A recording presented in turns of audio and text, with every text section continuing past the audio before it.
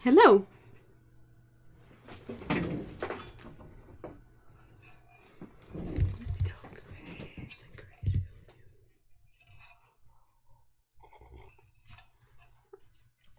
Hi. I'm drinking coffee. I'm putting coffee everywhere.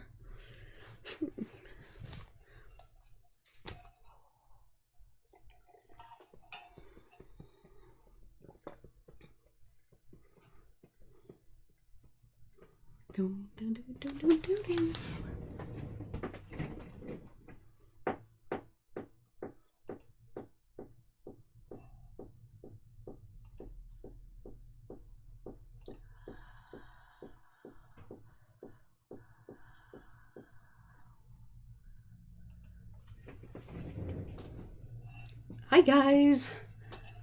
Hi Yuri. Hi Arabe. Hi Charlotte. Hi Gail. Hi guys. Got a few new names in there and a few names that we hadn't seen in a while.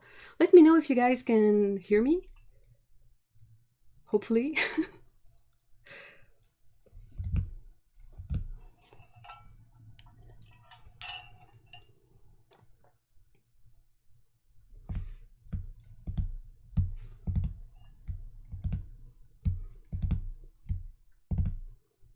Here, yeah. Yay, thank you.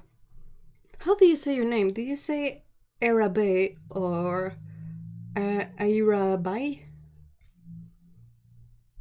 Ah, thanks, guys.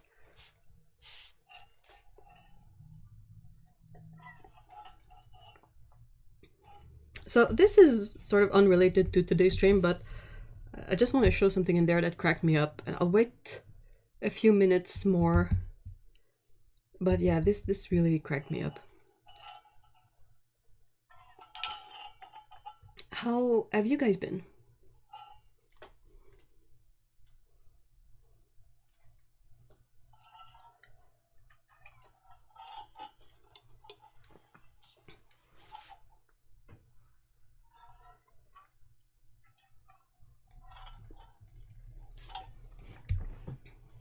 Airabai? Okay. You can also just call me Bebs.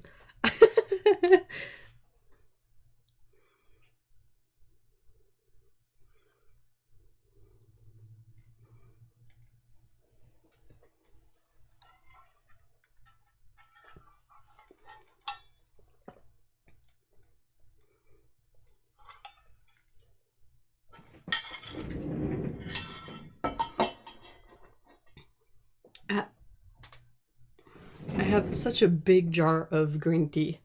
It's a bit silly. Because yes, coffee and green tea and everything.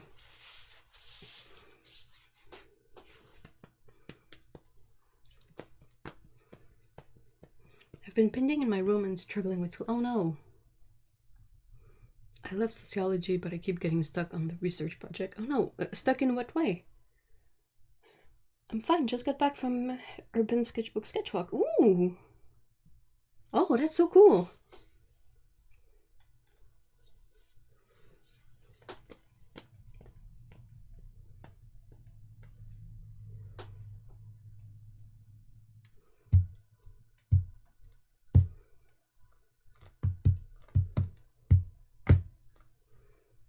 Okay, let's prepare some paper in the meantime.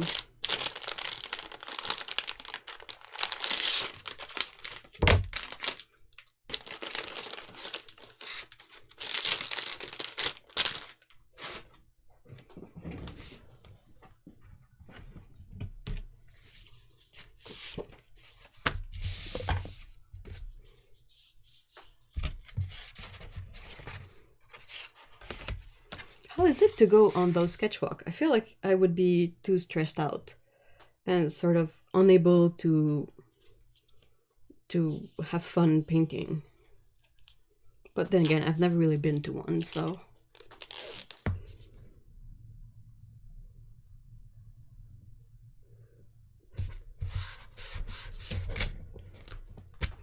I've got my nails I don't know if you guys are like that too, but like when I need to cut my nails, I really need to cut my nails. Like I'm just like go away nails, you're annoying. But then I cut them and it doesn't feel much better for a couple of days because the way my fingers dry out and crack, like it makes them super sensitive when I cut the nails.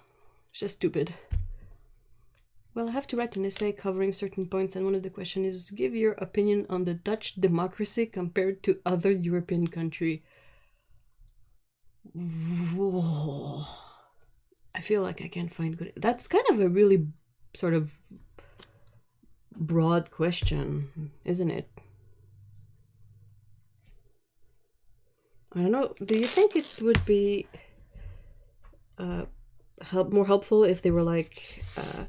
blah blah blah. Do you think, what is your opinion on the Dutch democracy compared to other European countries in relation to this more specific topic? I feel like at least that would perhaps help narrow it down a bit. It is 2 hours for a 10-minute stretch of street. Oh, okay. Everyone can work on their own or together, and we meet up afterwards in a cafe. Oh, that sounds great. I see.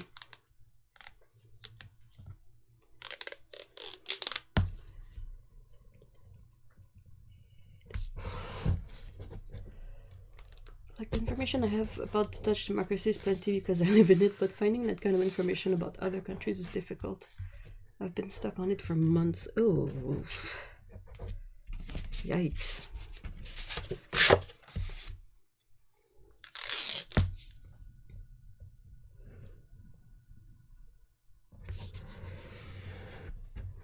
So yes, I'm trying to cut off the tape and it hurts.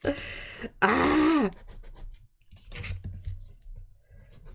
It's been like that for a few years now, like a good few years, where before I would have like super dry crackly hands in the winter, but it would get better in the summer. But now it's just bad year round. Just awful. I think that would have been better, yes, yet, but alas, I'm gonna have to do it anyway. Yeah.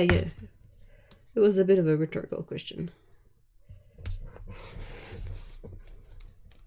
Because that, I mean,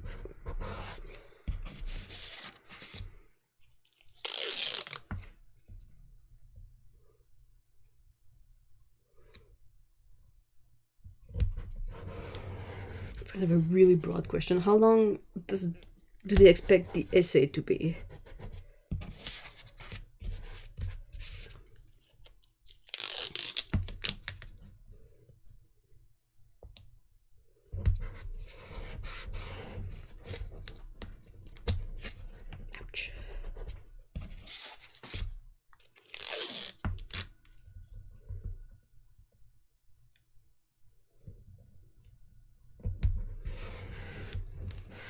Hey, Carolyn! Hi! Ouch. Just got back from Bluster Art in the Park session. Ooh! Wow, it really was the day for drawing outside. The weather here is a bit crummy for that. Well, not just the weather, but nothing has grown yet.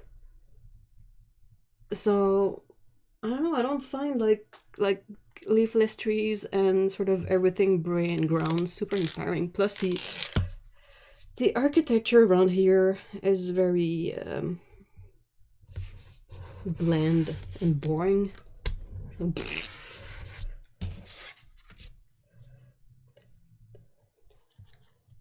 Resting down and warming up between two kitties. Aww, that sounds good. Do you have a hot beverage?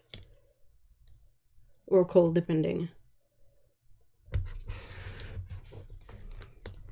Ouch.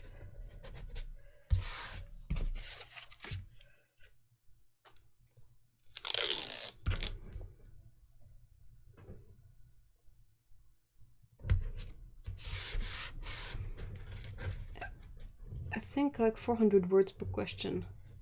That's not a lot of words.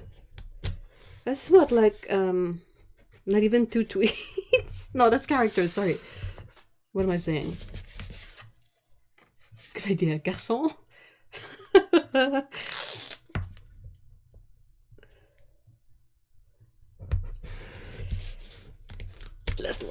yeah. That's good. Bugger off. Alright, so just quickly. I wanted to show this book because it really cracked me up, okay? This is one of those, like, sort of more like self-help, self-care book. The author, Tara Stiles, she has other books that I kind of prefer. Like, her books just about yoga are actually quite nice because you can sort of figure it out and learn at your pace, and she doesn't get bogged down in the Indian names. Anyway, and there's no like mysticism to it, but she has a couple of books that are more like self-care and whatnot. And I was leafing through it, and I happened upon this section of sample daily routines. Of course, like she's one of the better self-help, self-care person. She's more like down to earth and not too silly. So she says that it's meant to be flexible, but it just cracked me up because those are supposed to be like weekly sort of routines.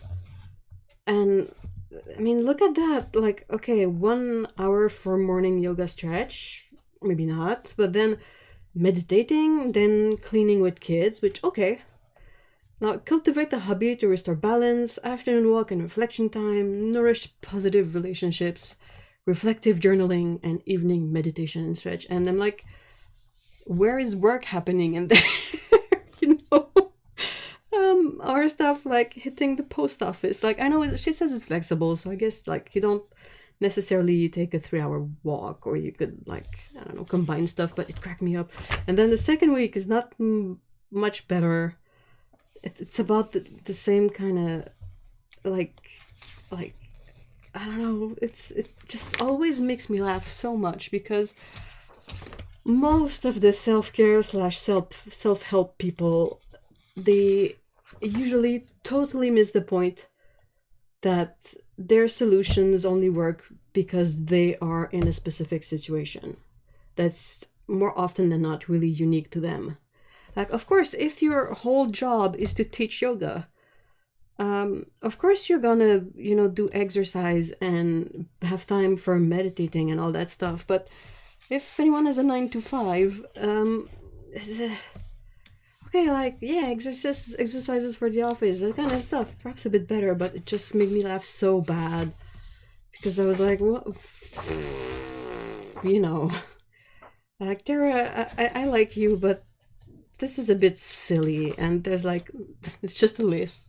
I don't know if it has like explanations before or after because I haven't read it properly yet. I don't know if I will read it properly. Might just like leaf through it and read the parts that interest it. Also the recipes I was really looking forward to, but it just made me laugh because it was like,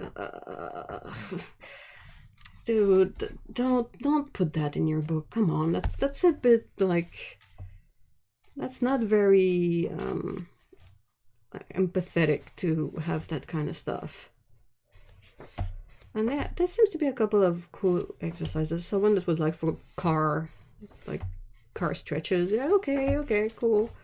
But yeah, the thing with the weeks, like basically just do nothing during your day. Anyway, I've been learning French, and I had an audio comparison between European French and Quebec French, and I get why you call it lumberjack French. It's a good descriptive, right? Not sure I'd want to be seen in the workplace in those positions. One of the positions was like you do in the bathroom during your pee break, but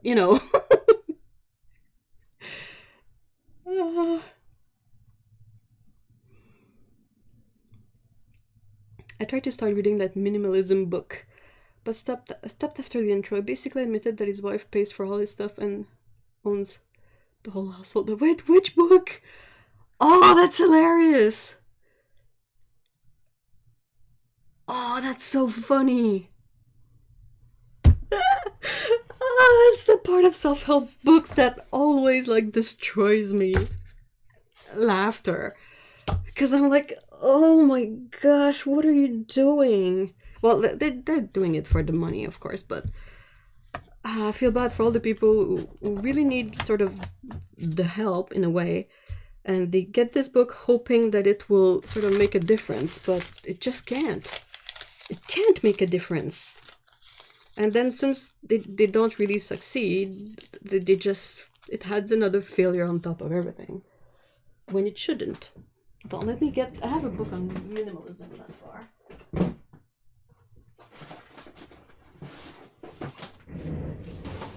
This one. I need to read more of it, but as far as I understood for this one, at least the guy was like living on his own. And like, I'm not saying that's something I could do. They be that minimal. But I enjoy like reading about it and seeing the people's perspective on how they brought themselves to this point. But yeah, I've just like leafed through it a bit. I need to read it. Minimalism is not a competition. Don't boast about how little you have. Don't judge someone who has more than you. I mean, sounds great, right? Sounds like a good read. Okay.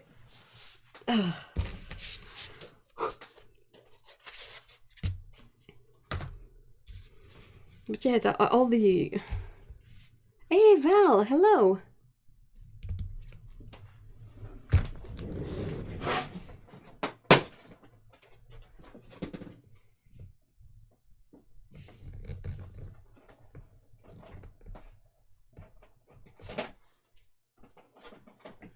Ouch! Oh, that was a stupid move. Whoa.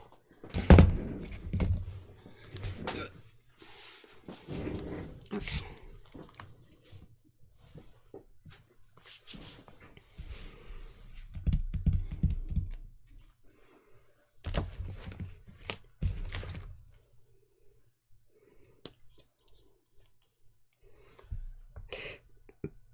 Sorry. I'm gonna have a couple of hiccups today. Sort of ate too fast.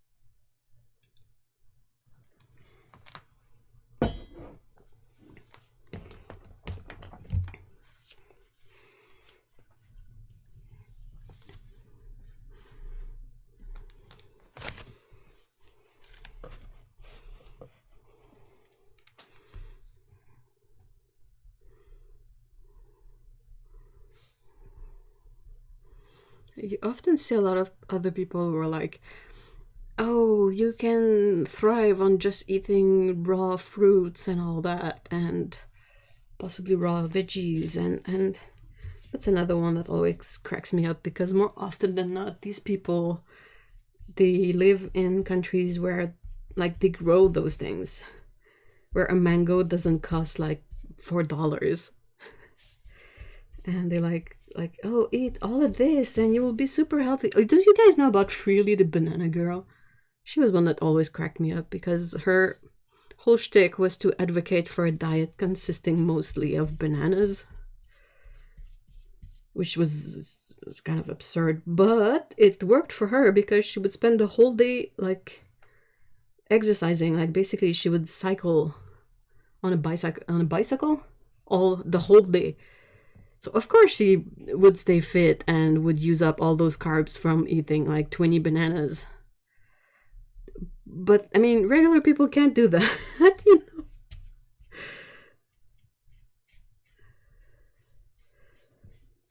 At least bananas are not too expensive, so I guess there's that. But oh my gosh, stupid stuff.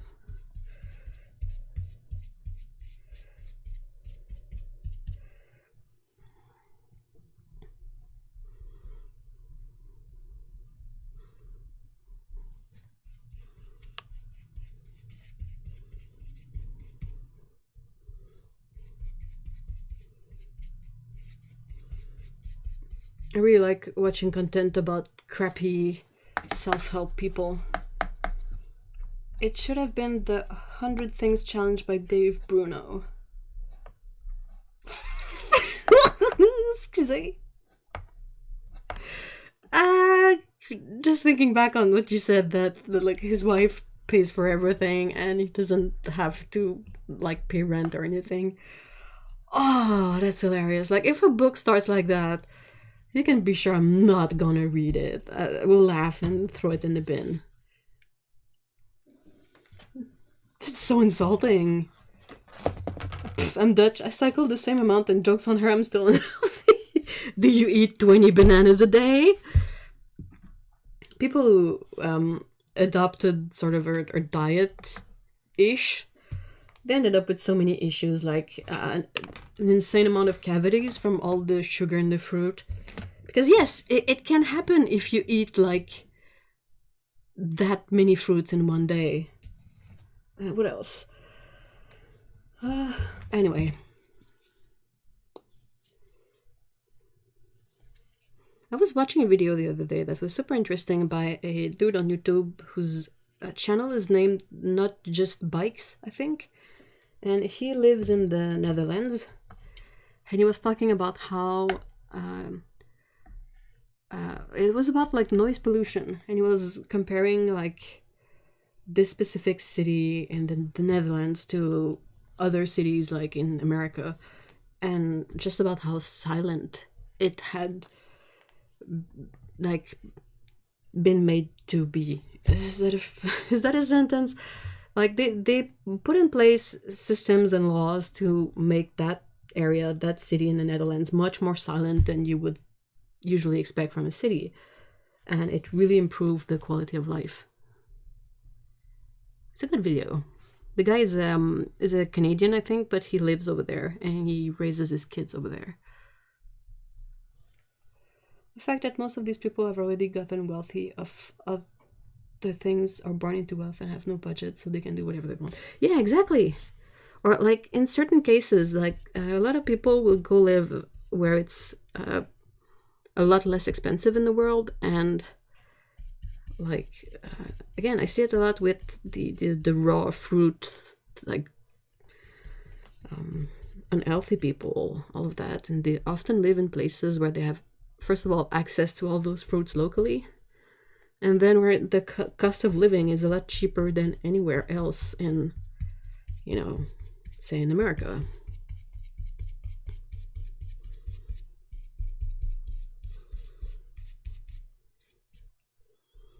I enjoy following content of those wingnuts. Yeah, I love Not Just Bikes. I didn't even realize the infrastructure was so good and that it isn't standard. Really? Oh, that's interesting. Was impressed, and also cracked me up that his kids called the what's it called, the fart bikes and the fart cars, I think. I was like, yep, good kids. These videos are so well made. They're super interesting too.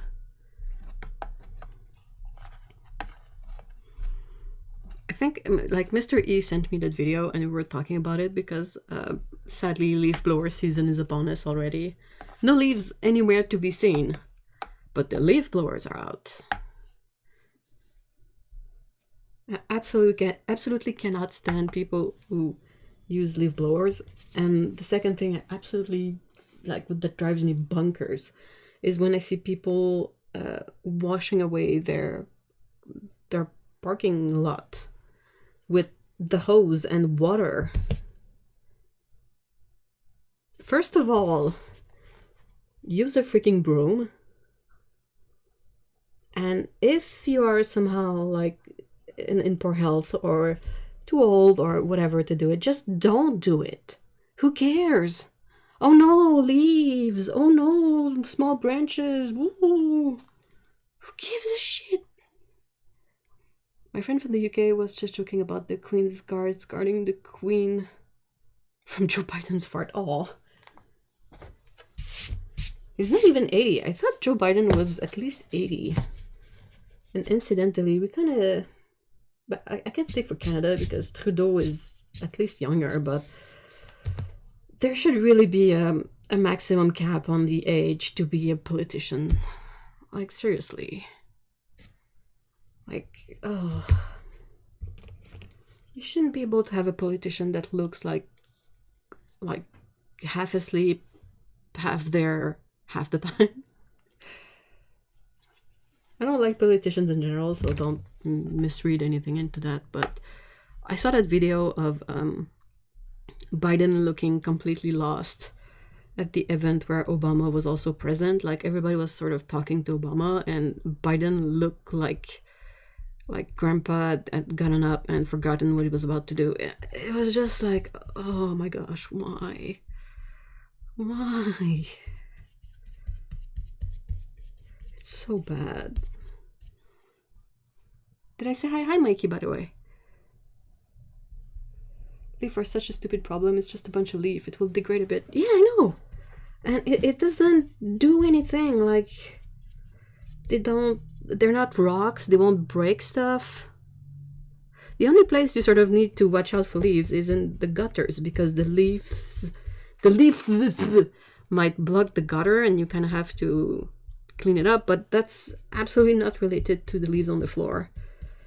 And I hate it so much. Like, we have rakes and brooms. Can we just stick to those and also stop wasting, like, drinkable water for lawn grass? I hate grass. I hate grass. Ah! What a stupid freaking idea. Stupid grass. I hate it. It's such a stupid crop.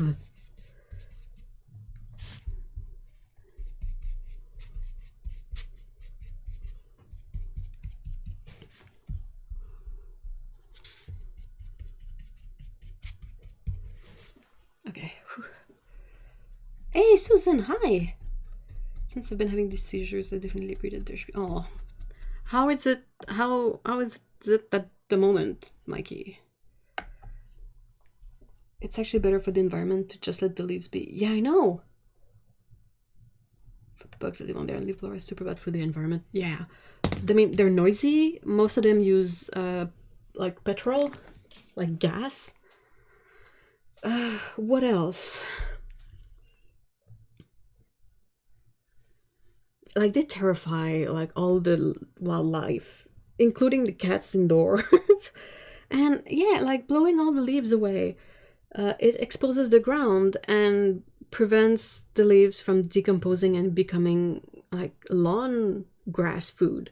So our lawn here is completely dried out and like hard and stupid, because there's nothing that, you know, stays there. Like, if you had a layer of leaves, you would have a bit of humidity kept within the leaves that are decomposing. No, it's just, it has to be stupid freaking green grass, which is the dumbest plant to have as a covering for a lawn ever. I hate it. I saw one property in the neighborhood that they planted, their whole front yard is small clover. And if they had been there, I think I would have hugged them. Like, thank you so much! Like, you can see it at the parks nearby. Like, the parks are, of course, grass. And wherever there is grass in the summer, you see that it's all dead. It's all yellow, and when you walk on it, it cracks. Like, it's so dry that it's brittle. And the only green patches you see are the wild clovers. Like, it takes to summer heat so much better than stupid freaking grass. So why can't we just plant clover everywhere and have bees thrive and lawn looks good? And anyway, freaking hate it. It's so bad. I would love to try a system where you had to be a politician for 3 years, like conscription, and you don't get to pick what job you get. Oh my gosh. I can see the merit of that idea, but I know I would not enjoy it. But no, gotta clean them up for no reason because it looks better. It's so stupid. I hate it so much. Basically, like, people fill bags of fallen leaves that are taken by the city to supposedly go to a big-ass compost pile. That's so stupid. At least I think the compost is free. Like if you're able to go over there and have something to carry it out, they will give you compost, I think. Not sure. Rock gardens are so much more beautiful than grass. I'm able to walk at this pond, but I'm staring. Oh no!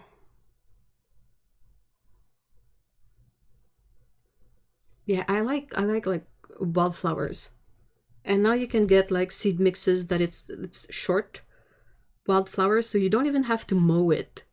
It's gonna stay short and green and pretty and attract bees. What's even worse is what the Dutch call low maintenance gardens, which are just gardens with only tiles and maybe a few container plants, or even better, a fake palm. Blech. Oh, why even bother? Grass is so not good for the... Ellen! So glad to see you. How are you? I always enjoy it when we have fellow Canadians in chat, because we can sort of commiserate together in our lack of spring and how everything is still brown and gray outside. We eliminated it entirely in our side yard and put a woodland garden. Oh, yes! We are in our pollinator and bird haven. Ah, that makes me happy. I love that. I love that so much. That's what I would want to do. I don't think I would be able to have a really like career graph and like planned out garden, but I would love to have something that's a bit more wild and that is good for like the bees and the birds. It's not dry yet.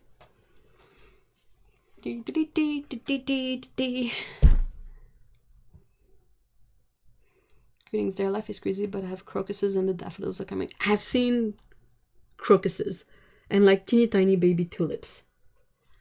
So I was like, whoa, it's coming! Not quite there yet, because the ones that we have like on this sort of this property, they're not out yet. So I'm excited to see them.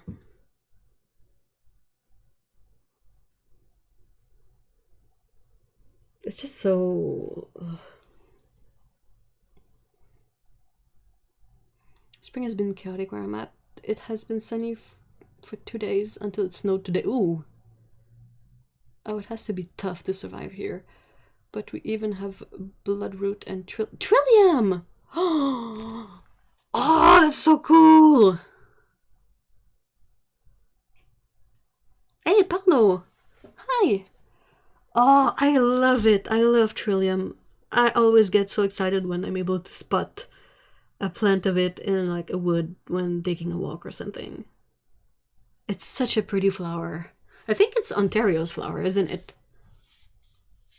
My garden boys grass, all I got is ivy. That's good. Grass sucks. Grass is awful. Grass is such a terrible idea and such a waste of resources. Only lasts a few days, but it is gorgeous. Bloodroot. Hold on, is that the same? Where's my phone? Oh god. Yeah, fluorescent gouache makes an excellent base layer to paint on top of it, because it glows. So I really like to use it as a sort of base layer for stuff.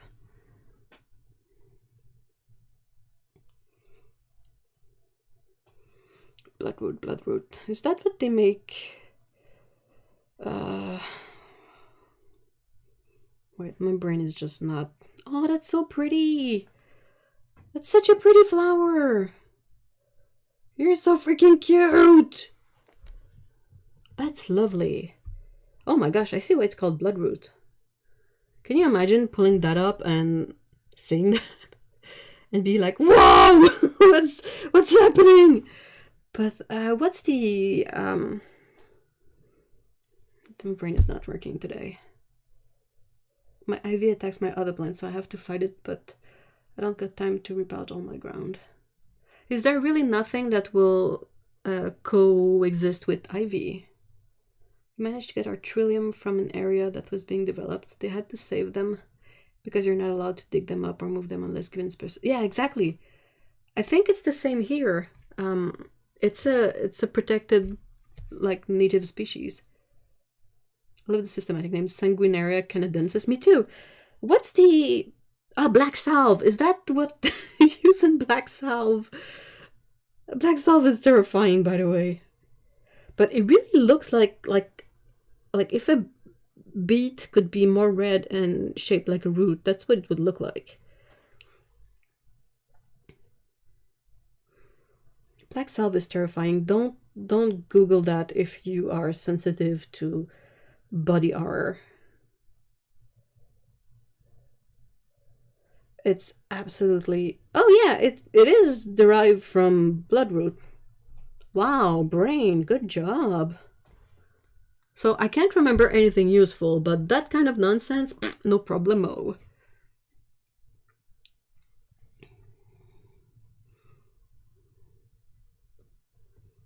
Hey Sally, hi.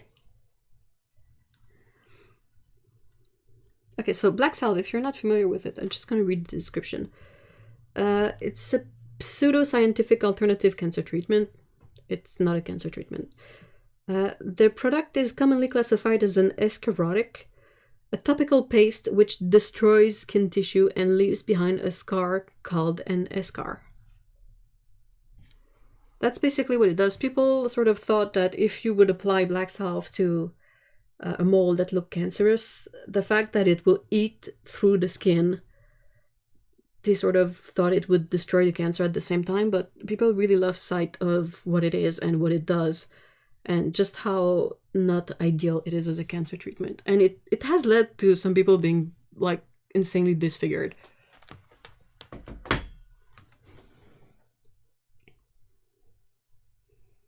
I didn't know it came from that plant. Yeah, it's bloodroot and I think something else. And they make it into a paste that is really, really not good. Ugh, ugh, ugh, ugh. Gross. Really gross stuff.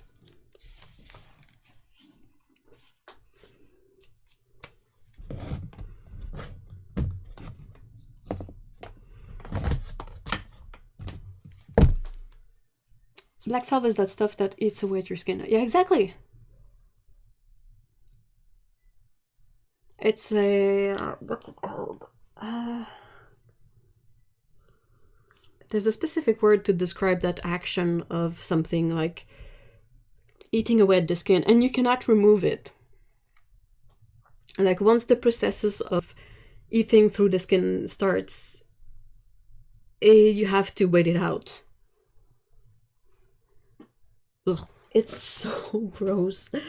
Ah!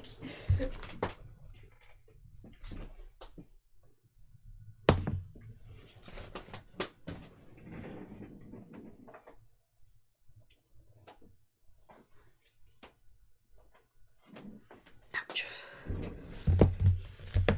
Hey, Otto! Hi! Oh, it's not necrosis, the word I'm looking for. It's...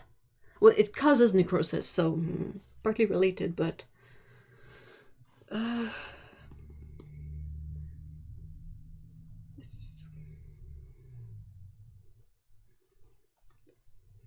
debridement, that... I don't think that's the word I'm looking for, but... that's also something that happens. What is black salve good for? Nothing. Nothing!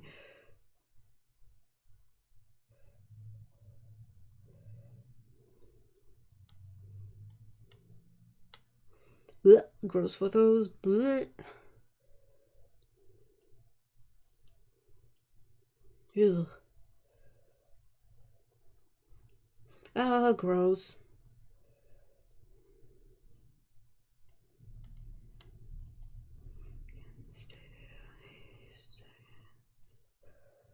I can't find... perhaps that was one of those words you guys mentioned.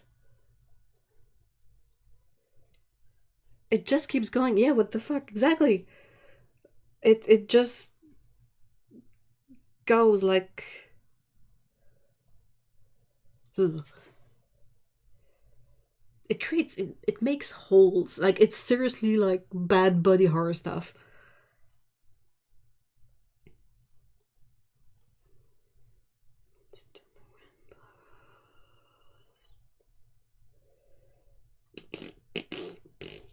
Oh, I can find it anyway.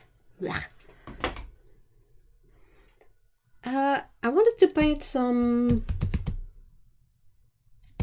flowers. I'm trying to think where I put my... I did this for a video review that I hope to finish soon. Oh, there they are. And it was a lot of fun, and I kind of wanted to try it again. Posted an example page for the... Ooh! So yeah. So that's kind of what I want to play with today, that kind of stuff. Never coming near plants again. Caustic! Yeah, I think that's the word I was looking for. Yeah. Like, it burns, right? That's what caustic means.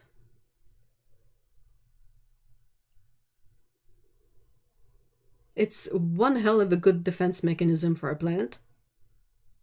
Like, seriously? But dude, people... Anyway. Much quackery.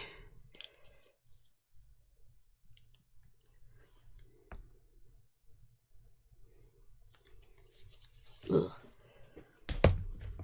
What were you sewing, Otto? I'm never coming near plants again.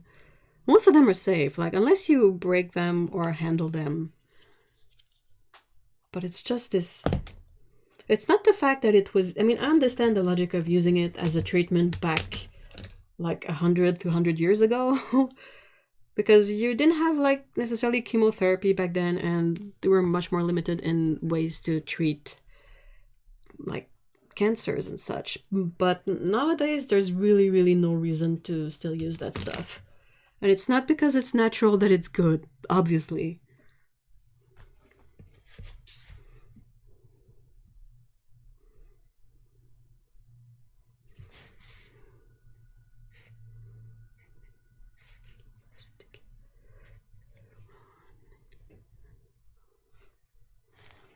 When we were already talking about, well, bed-skin stuff and bands, Rammstein has a new video out. I recommend not to eat breakfast. Oh no, what have they done? Oh.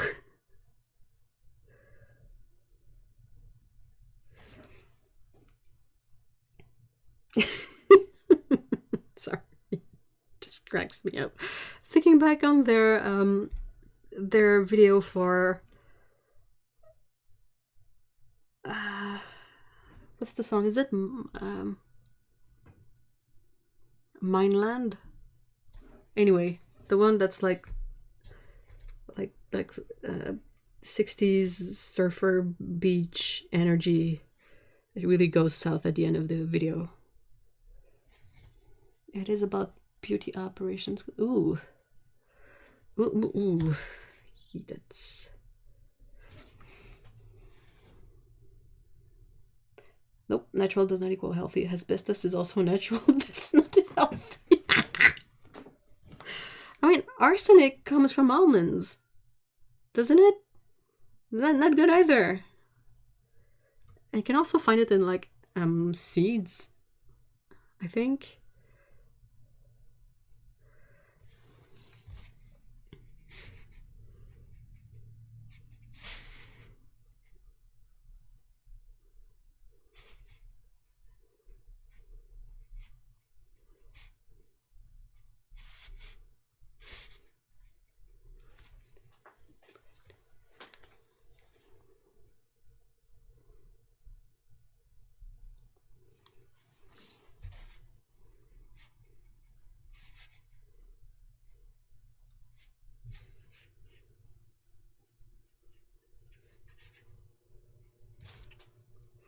Opium is derived from poppy flowers. I don't suggest taking that. Nope. Apples have formaldehyde in them. Occurs naturally. It's not enough to hurt you, but it's there. Chemistry is fun and dangerous. Yeah. Goes to show that like a lot of compounds are okay, like in their sort of natural concentration ish. It's when you try to isolate and concentrate that it gets a bit problematic.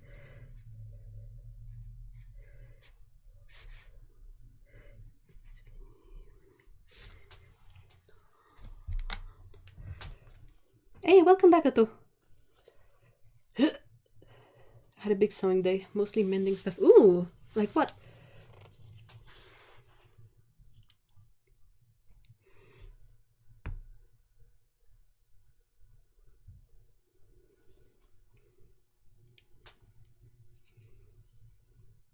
Like injecting oxygen into your body is very bad. Yeah, exactly. Or like sugar in natural concentration is fine. But well, for most people anyway. But like refined sugar is definitely a problem. What are those golden tubes of? It's acrylic. It's golden acrylics. Is that what you want to know? Or the colors? Chains that needed rehemming. Holes patch slippers needed a new insole. Oh, wow. Productive day.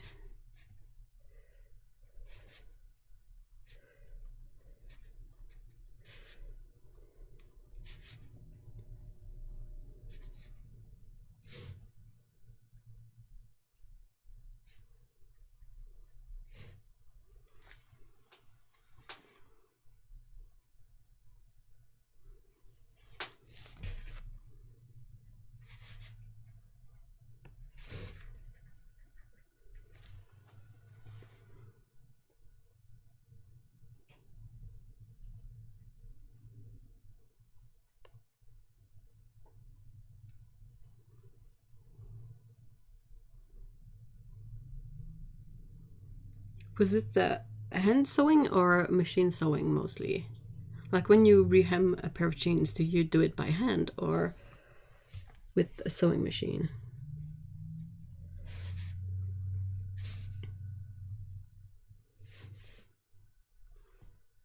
So, who in chat has watched Our Flag Means Death?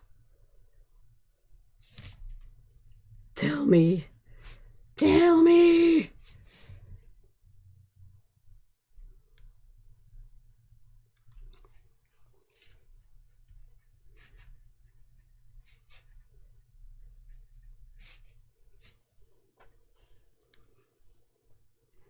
For the hemming, I just do it with the sewing machine. Okay. It's nice that your machine has like allows you to put in a pant leg. I think most machine do, but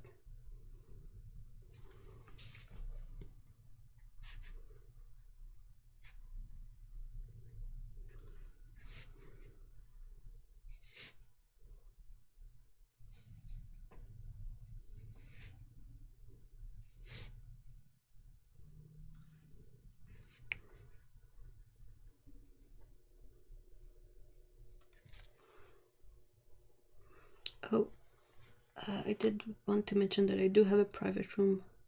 So all things considered, it could be yours. Oh, definitely.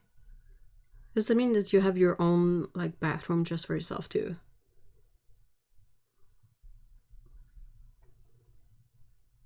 Sorry, what did you say? Regarding sewing? I was just talking about the fact that you probably have a machine that has this, you know, a small enough sort of working surface that you can put in the pants leg. I guess you can also sew it without putting in the pants leg, but it's just more tricky, right?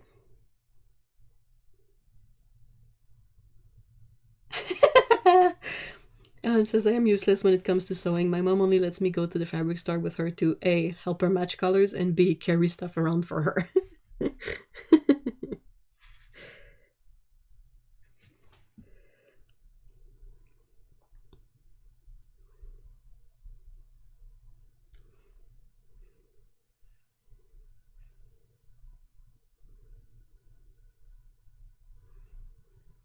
Normally you can side off the white part of the sewing machine bed. Oh yeah, bed, that's the word I was sort of being unable to figure out.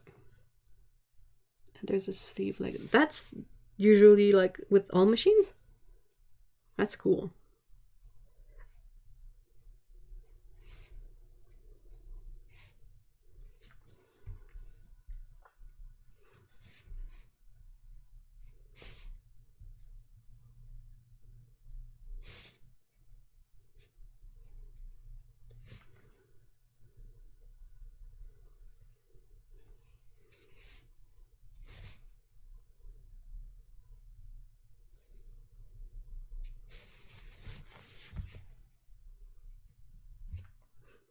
Ew, it's stinky.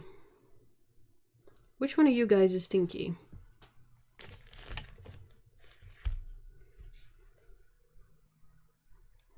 Ugh.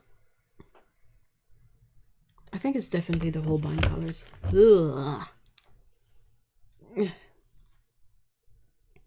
Oh, the colors. The golden ones, I on purpose chose colors that have added white in them, because that's kind of what I like to use. I mean, if I'm to work with acrylic, I'll try to work like with white acrylic.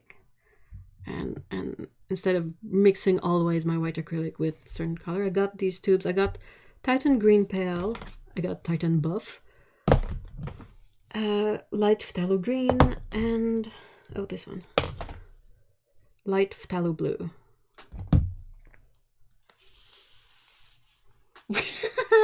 I don't know if you guys are stinky. I hope not. Is most normal sewing machine should have that feature unless they are the super cheap ones. Okay. Oh, and bathroom on the sink mirrors. Oh, wow. At least there's that, I guess. I think like the Holbein gouaches that have fluorescent dyes in them, they're the stinky ones. And I'm fairly convinced that the colors I decided to pick, yeah, they both have fluorescent dyes in them, of course. Hey, no worries, Mikey. Don't worry about that. We'll figure it out. You do what you can.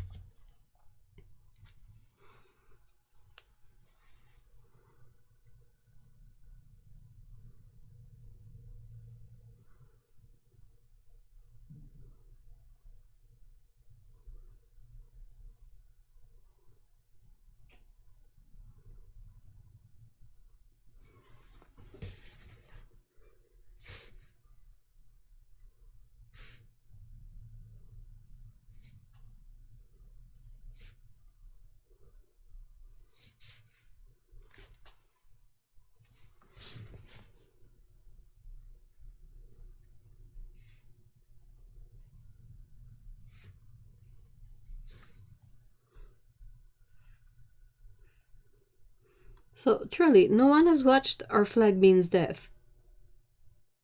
Truly. No way. No way.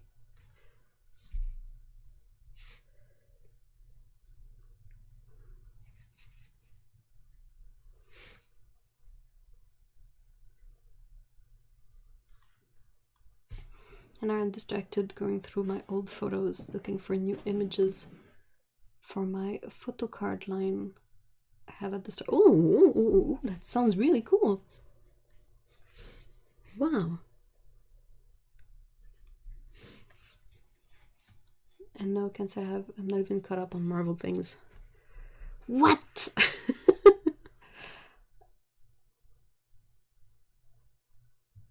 Oh no. Alright. I'll be alone in here sitting in my feelings about this pirate rom-com. That's okay. It's a short series of 10 episodes that's basically a pirate romantic comedy.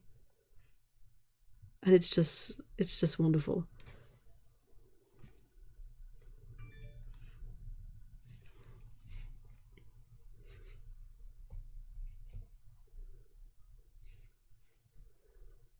I am already at my third watch through. But mind you, it's only like 10 half-hour episodes, so it's not really that much of a big investment, but I love it a lot. It's glorious. It's wonderful. I love it so much. It's like a breath of fresh air. A pirate rom-com. Seriously, look up the trailer on YouTube. Our flag means death.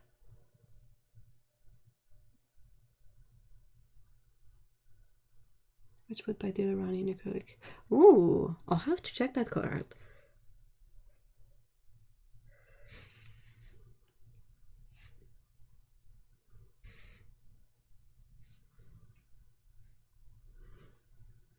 So yeah, through using acrylics a bit more lately, the one thing I noticed is that it's a bit more difficult to sort of recreate the mix that you run out of.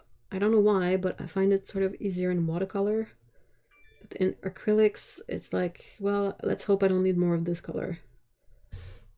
Which is why I like to use convenience colors for painting, because I know that if I run out, I don't really have to worry about that specific mix, you know.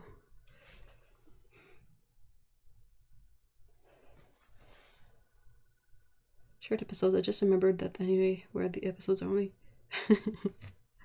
Well, I mean, half-hour episodes, that's not the norm for that kind of show usually.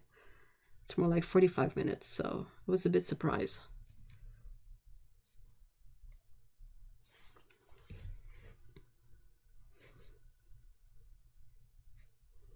I'm gonna check my phone in a second because it's being noisy.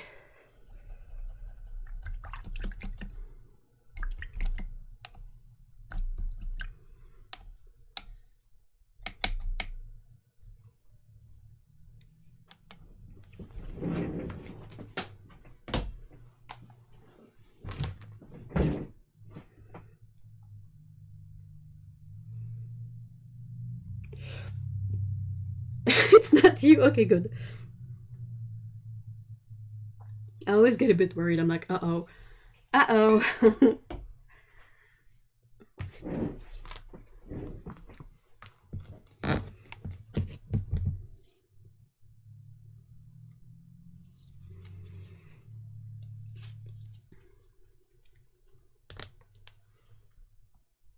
Ew. Ew. Why? It was making a bubble. Come on, paint.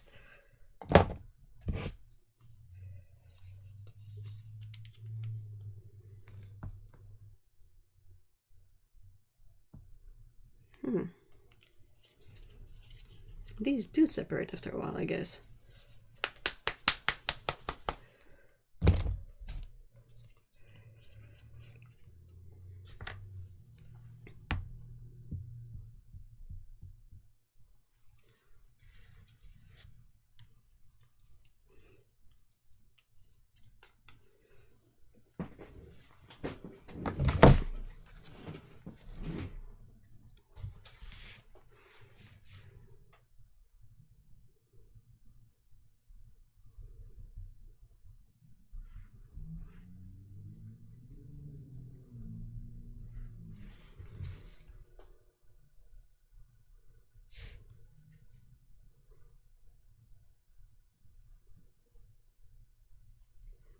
That's when having a really bright neon background is interesting. Is when you end up with a gouache mix that is perhaps a bit more transparent than ideal, so that the neutralizing colors pops through. I think it's really interesting the kind of depth it adds to the color and the painting.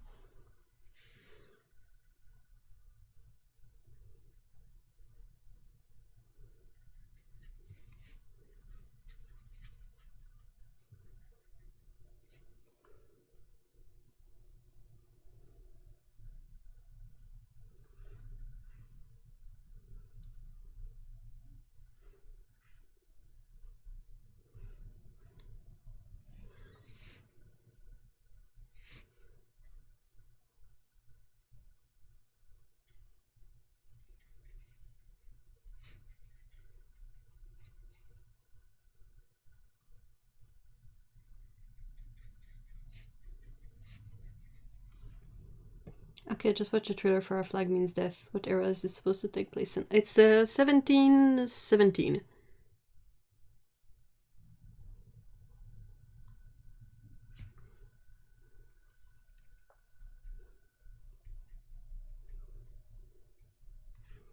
It's honestly the first show I've seen that has like all kinds of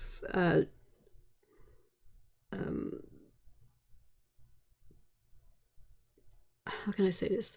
It's really interesting because it's sort of very inclusive, and it did not do the stuff we usually do, like queer baiting and all that. Like there is a non-binary character, and there's quite a few gay characters, and it's just good.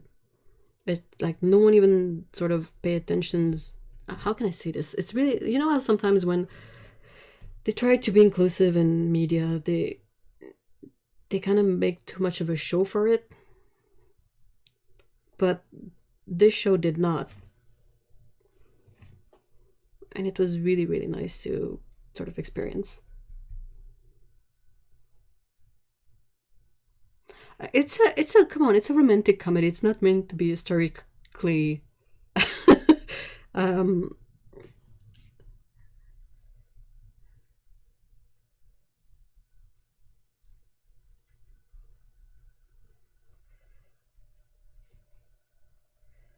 like come on, Blackbeard is dressed in leather in Barbados.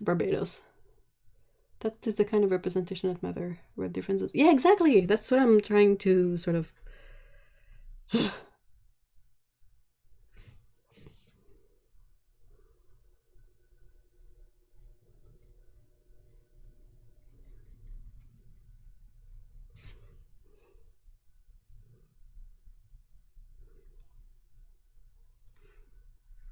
Plans for Easter weekend. We only get together on Monday as family, and our Friday grilling in the office was cancelled. So, oh, you have a day for yourself. I know, but my history nerd self cannot be pleased. Just put it aside for like a second. It's such good fun.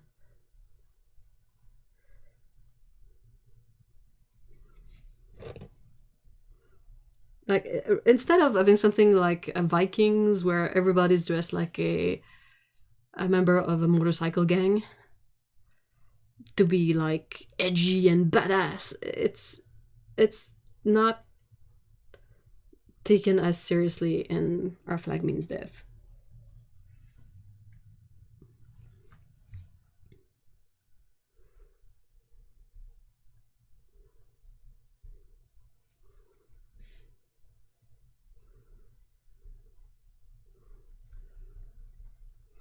Can you Star Trek was bad in my opinion about inclusiveness? Which one?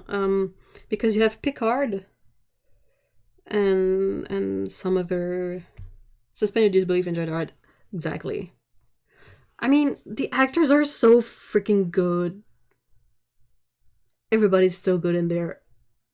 I mean, I'm at that third watch through, and I started watching it like Thursday night, and I've already gone through like 2.5 times, and I'm excited to watch it again and again and again.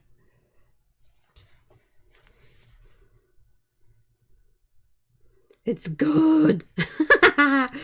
Sorry, I'm riding that high of finding media I enjoy.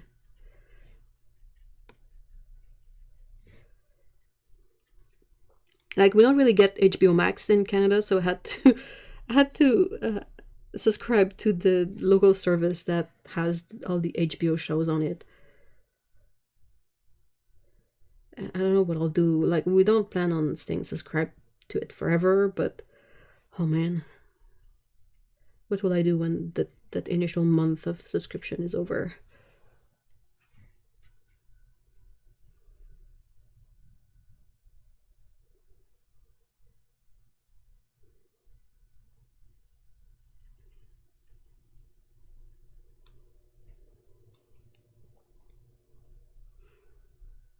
Finding a media you enjoy is a great serotonin. Yeah, and it doesn't happen that often.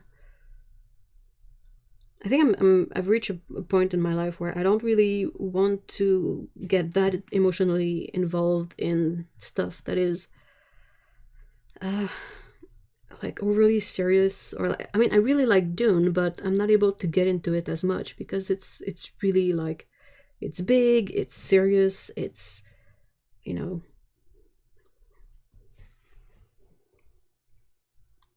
Oh, Star Trek Discovery shoves you.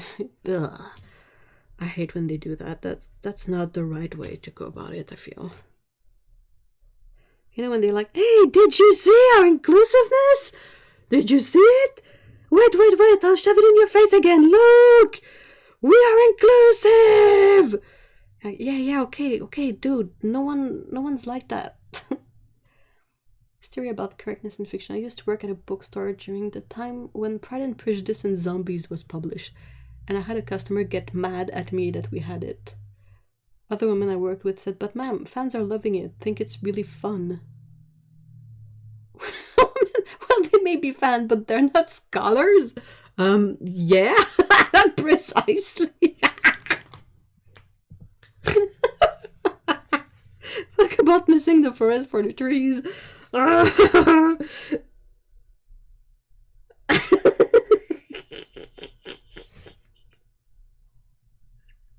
get it. I absolutely get it. I get like that poor ma'am with Sherlock Holmes stuff. Well, I'm not a scholar of Sherlock Holmes, but like I can rant forever about how bad that the BBC Sherlock is, and I know that a lot of people still enjoy it. So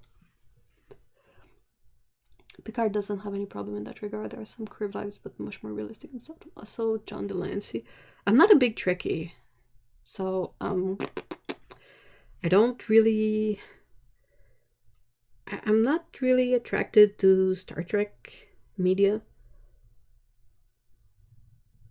but I'm glad it's good. I know that there's been a lot of sort of this split reception for Picard. Yeah, but BBC Sherlock is bad. I know, we know. But like, if someone came to me and was like, "Oh, I really like it," I would be like, "Okay, well, you can have it all to yourself. I don't want it. I don't want it." I said, "Guess what? Fans spend money, scholars don't. Fans keep Austin in print." Oh, good retort. Seriously. Yeah, and then they say they're inclusive, and then they have very not inclusive views and say, treat said inclusive character like, yeah. A bit like the whole debacle about the live action Beauty and the Beast, where they were like, hey, look, we have a gay character, look. And it really has this vibe of like they picked the one character that wouldn't made much of an impact. Like, it's almost played as a joke that character would be, in this case, gay. rather than something that would have meaning and like make sense.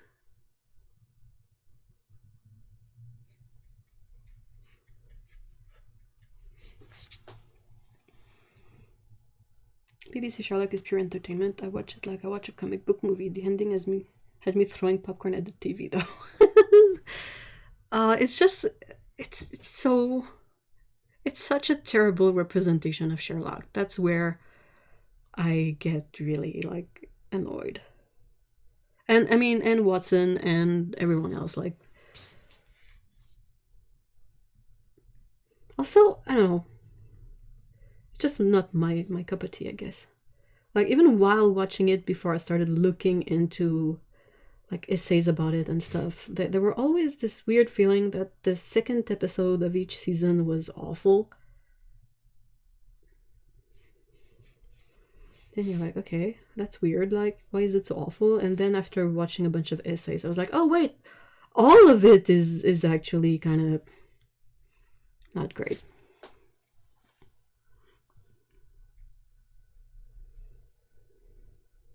Yeah, Disney is not doing so good.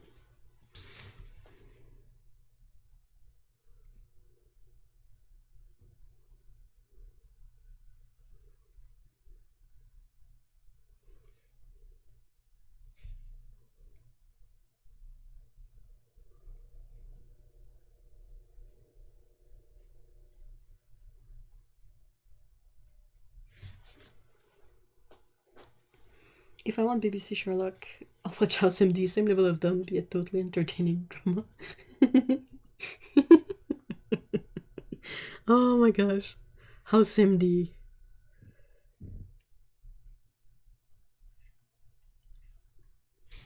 Like, the early seasons of House MD are really entertaining.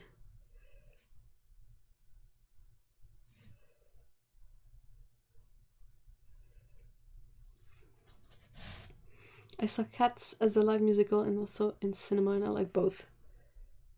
I saw Cats on Broadway and honestly found it a little creepy.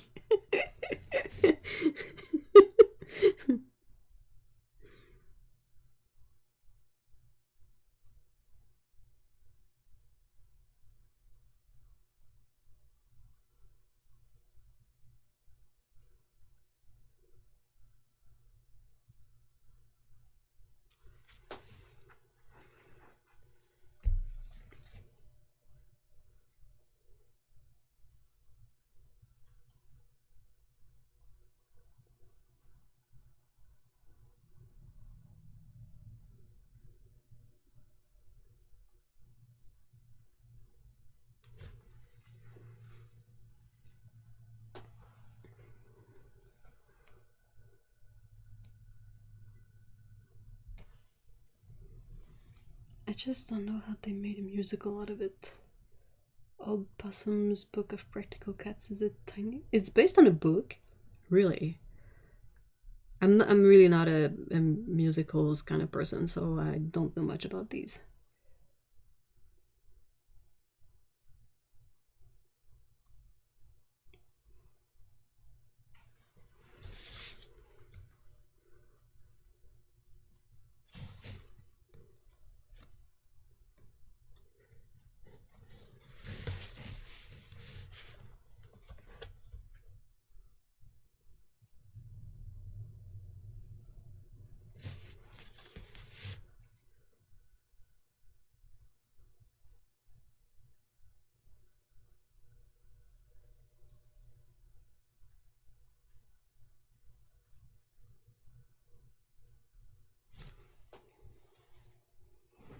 Books of poems?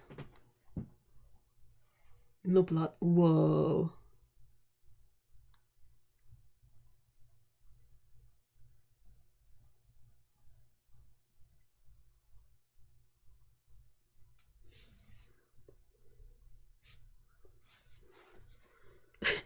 Could use a few genius doctor in our lives, even if they're prickly. Well, I mean, that's present in the non-genius doctors anyway.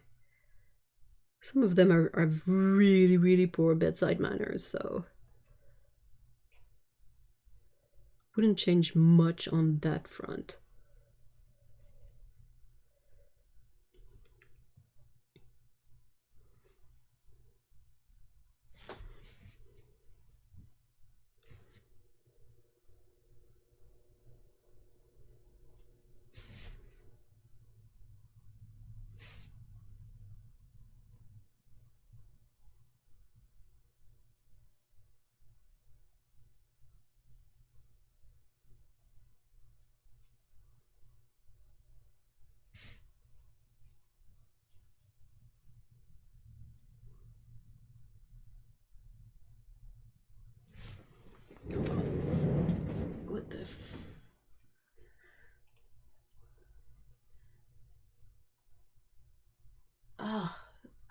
hate you, Spotify.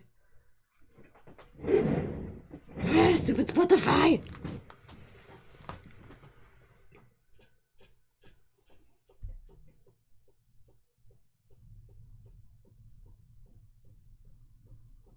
Oh really? I didn't know using the cane was causing me permanent damage. Ouch.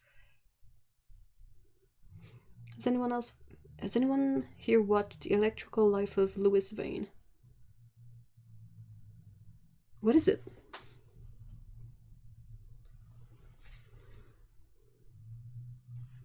You're okay? Me? Yeah, I'm okay. I was just annoyed.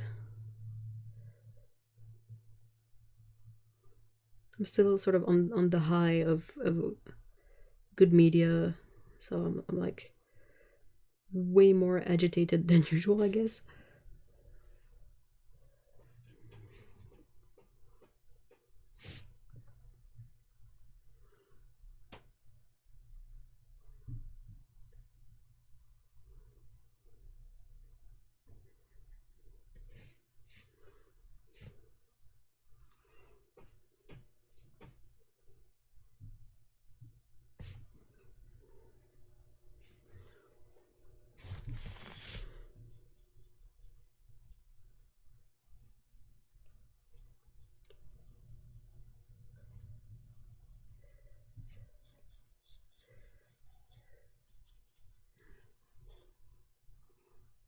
You pretty much started the idea of keeping cats as pets in England. Really? Wow. Before that, they were mouser, and that's about it.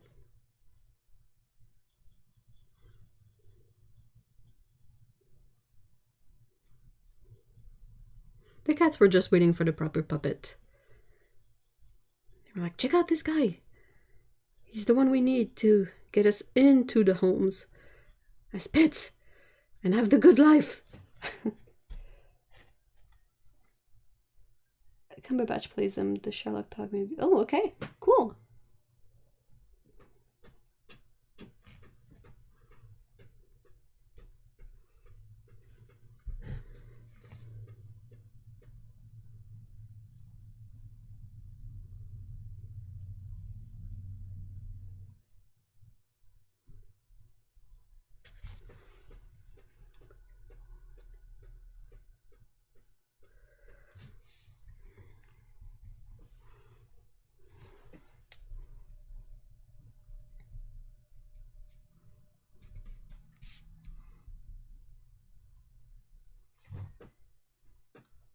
But it is directed by Taika Waititi. Oh, okay. You said the magic words. I don't have Prime, but I'll figure it out in some way when I'm out of this piratescape.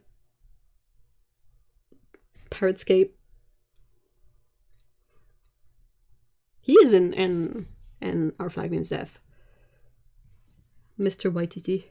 He's so good! Like, I have yet to fully watch What We Do in the Shadows. But he's such a good, like, director. I love him a lot.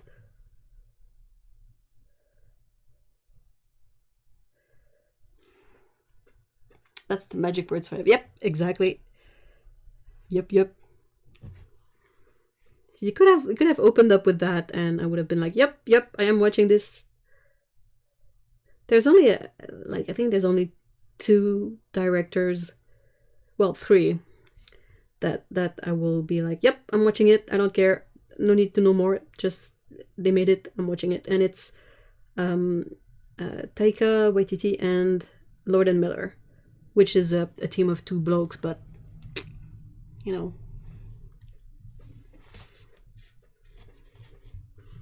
So basically, if you are trying to sell me something with these directors, all you have to say is that they directed it, and I'll watch it. That's all I need to know.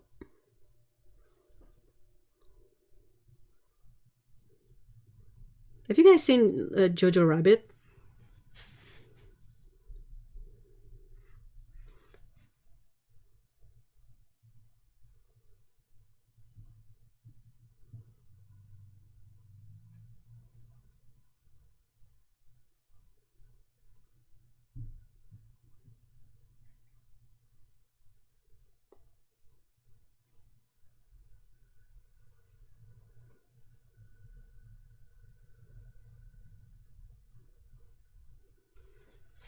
I have certain directors I run from, so that makes sense. And I keep meaning to watch Jojo Rabbit. Jojo Rabbit is really good. Lord and Miller, they're the guys who made Into the Spider-Verse, the first Lego movie. They made the 21 Jump Street movie. And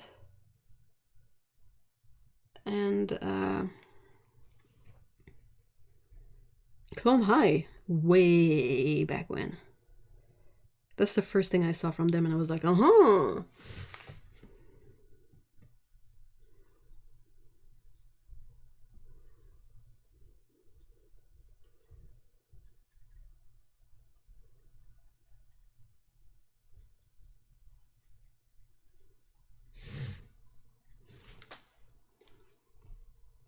my god, Clone High. Oh no, you just said the magic words for me.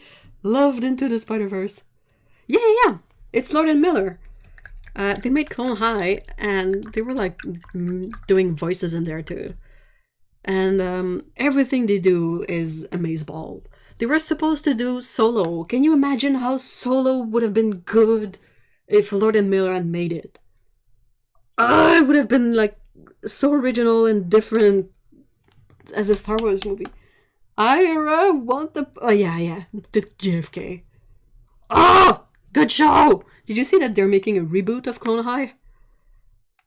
And I'm a bit on the fence because I don't think they will be directing it. So I'm like,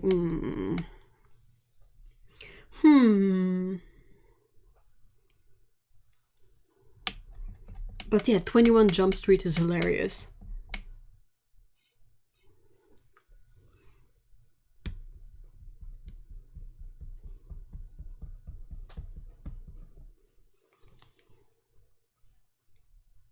I have not wondered if they can recapture that. I don't know. They're not directing it, so I'm like, It was such a product of its time. It's like Daria. They keep saying they want to like reboot Daria or add episodes, and I'm like, well, it could happen. Not saying it can't, but it was such a product of its time. I don't know if you can sort of... You can make something similar in a sense that you can make something that is a product of the times today, but it's not gonna appeal to the same audience. Perks heard someone say 21 Jump Street. I knew those were the magic words for Otto. But yeah, the dudes who made 21 Jump Street, they made the Lego movie and Into the Spider-Verse. They're just like they're good storytellers. I love them so much. I'm always like keeping an eye on like I don't follow the entertainment news a lot, but I'm always like looking a bit and see if they are producing something new, and I'm like, oh, I'll have to watch that.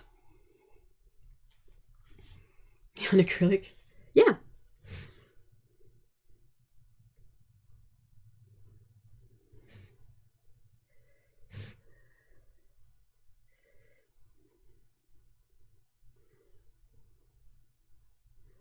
Oh, 21 Jump Street is so funny. It's so stupid.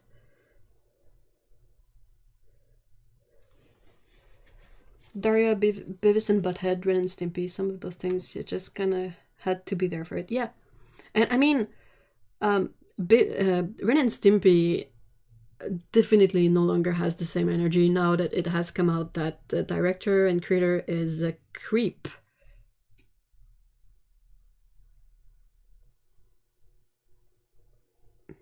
We're taking with the same brain cell. It just did a very neon job. Ooh, what did you get, Sam? Hi, by the way. But are they directors? What do you mean, Paulo? Have you seen 22 Jump Street? Yeah, I've seen it too. Which one has the Franco kid in there?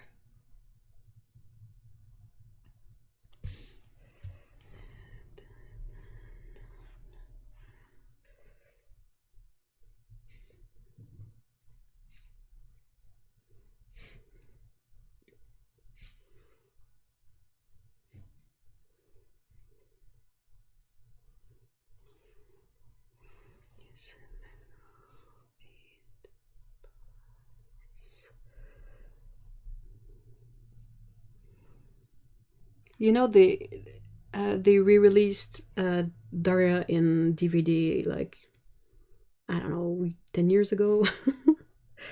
And I really like I bought it, I've watched it many times, but I was always a bit disappointed because they could absolutely not secure the rights to all the songs that were in the original broadcast. It just would have been so stupidly expensive, you know. And I'm a bit bummed out because the songs, they really sort of help with the vibe of the show. Like, how can you have it be Daria if there is not like a Nirvana song somewhere, or like Stone Temple Pilots, or, you know, still good, but oh man. Oh, you have to watch Into the Spider-Verse, Paulo. I think you will love it. It's a really, really nicely crafted movie. Like, good story, great visuals. Let me see.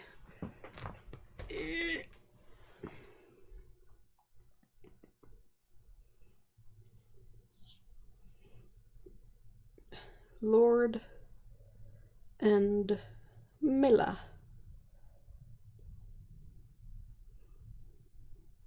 Phil Lord, Chris Miller. So they did Clone High as a TV show, the adult animated sitcom Clone High. They did Cloudy with a Chance of Meatballs, the Lego Movie, 21 Jump Street, 22 Jump Street, and Spider-Man Into the Spider-Verse. They're the best. Hey, Nicole, hello! So they did 22 Jump Street too, which I'm glad. Peter Stormare. It's so stupid.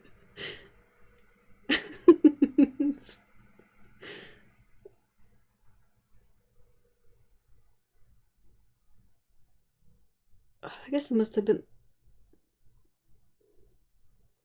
perhaps the first one.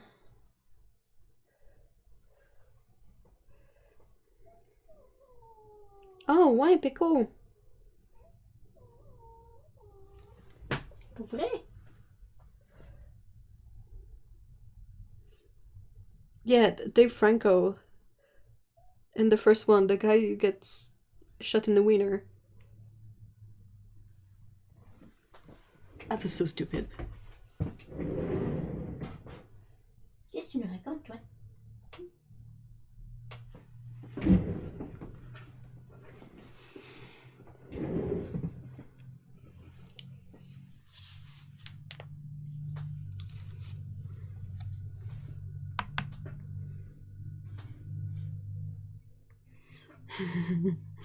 Pico! She's asleep. She's a teeny tiny donut. He's in both. I don't remember.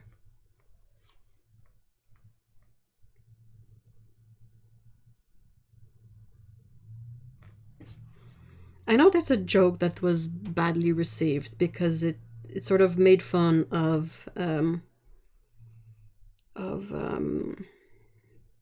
like the kind of abuse that happens in prisons, and I kind of feel really bad because I laughed at the joke. Like, I'm like, oh no, this is a terrible joke, but it's so they made it happen in such a funny way. It's so stupid. Like, what do you do when you recognize something is awful, but at the same time you're kind of cracking up? It's like, no, betrayed by my own stupid sense of humor.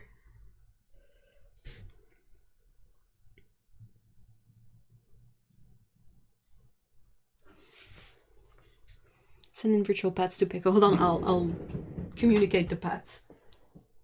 Y'a pas d'auto. Et mon bibi. C'est raton mignon. She's a teeny tiny sleepy cinnamon bun. They go in because they don't know where to go with the investigation. It doesn't your purpose. I need to rewatch those movies. It's been a while. It's so good.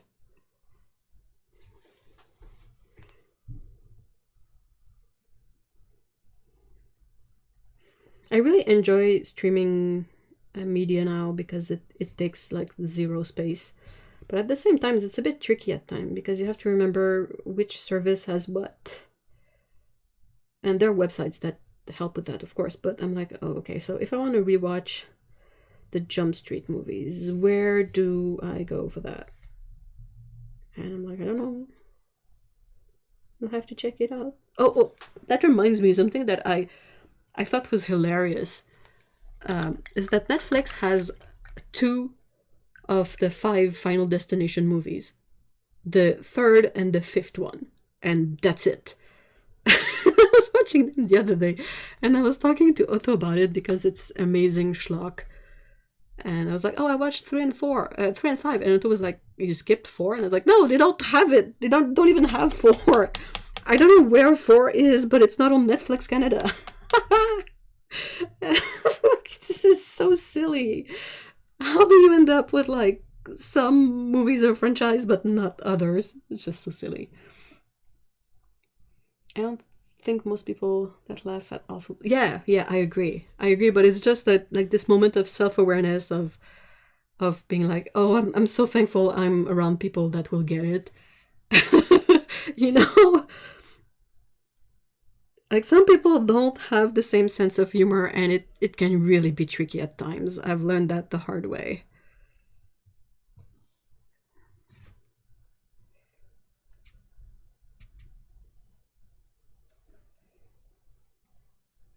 Humans have an infinite capacity for gallows humor. That's true.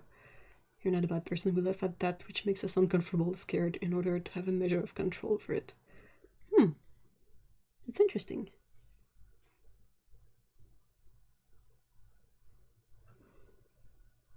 Do you guys ever get moments where you think of something really, really witty and you want to share it, but also you're fully aware that it would be deemed unacceptable by like 90% of the people out there? So you kind of have to find the right person to share your moment of wittiness with, so that they will understand the full context of it.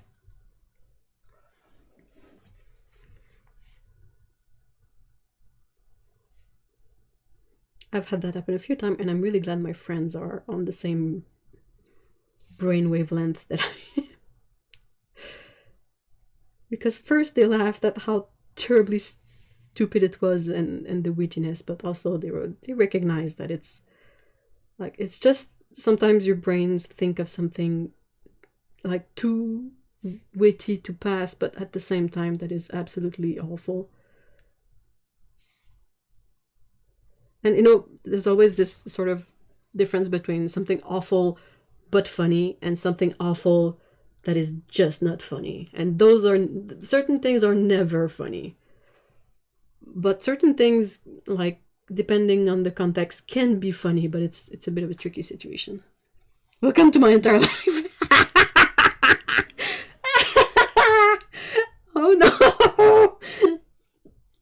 I work retail. Oh, the entire book of nasty things I've swallowed in the name of the social contracts. You should write a book. Oh, write a book about those. That would be such a good book.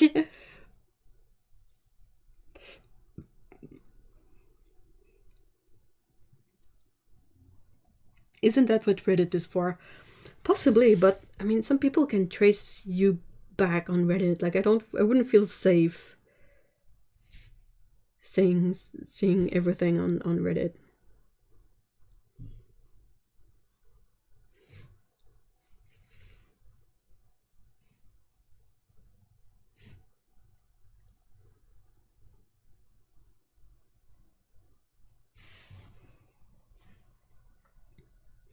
I've only worked like sort of retail once, I think, and like it was weird. So I cannot imagine or fully envision the birth of like working retail and everything you have to deal with. Like, I was only working in a photo lab. Like, it was at least it was like narrow in terms of services. And like people came for specific things, you know. And even then I had some really peculiar interactions. So, yeah. Hey, Lindsay, hi. Luckily, I have one friend that is total safe space for that kind of thing. And even when we don't agree, we can be honest. But oh yeah, that's good. That's a good way to present it, as safe space. Our text messages must read like the ravings into man. Oh.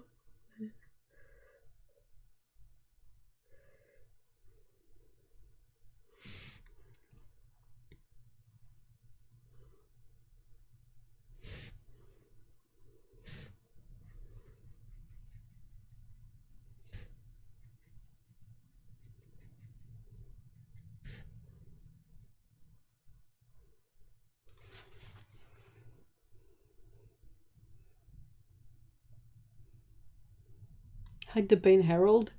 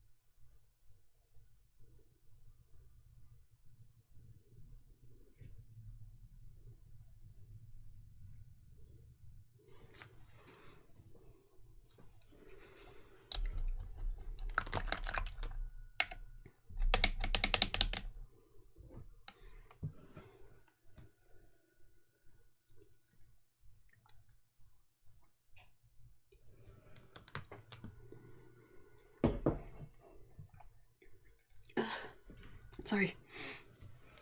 My eyes are drying out.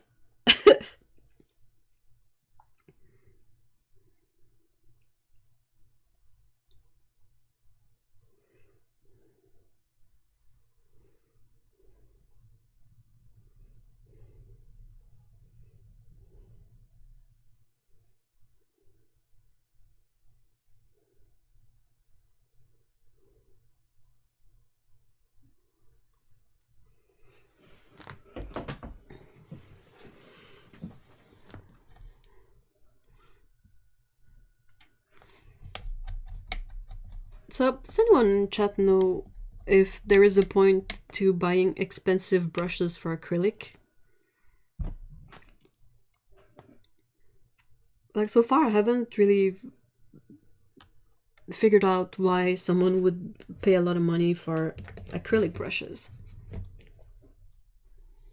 Like, the paint is like likes to stay in the brush, so you kind of have to be a bit rough with it to clean it up.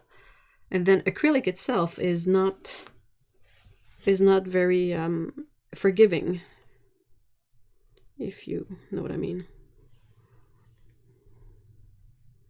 So do people buy expensive acrylic brushes, or is that not a thing actually?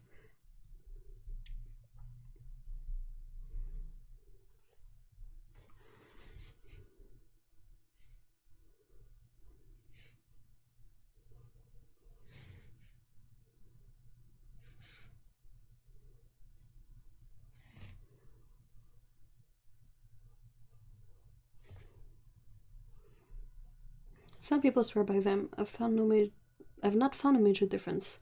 I have one particularly snarky customer who is angry that I haven't restocked Dick's prints. What's the kind of stuff that person paints? What's their like subject of choice? What do they paint that would require expensive brushes? Acrylic brushes, I go as cheap as I can. I love using kids' brushes. Where do you even get those though? I feel like kids' brushes are more often than not a nightmare. Like they're made so cheap that you're like, well, I would buy them. That's kind of what I want, but just looking at them, I can tell that they will fall apart. But he's like the only person still buying them, so I don't reorder. Yeah. I mean, come on.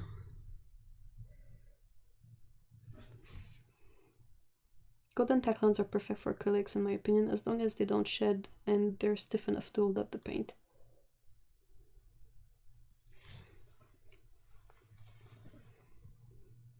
I think the figurine painters like Game Workshop. Yeah, possibly, but even then I wonder if they might use like synthetics or cheaper brushes too, because the smaller the brushes, the quicker it dries. So their brushes have got to get messed up really quickly. I have no idea. He thinks he knows more than me, and I am the help. So ugh.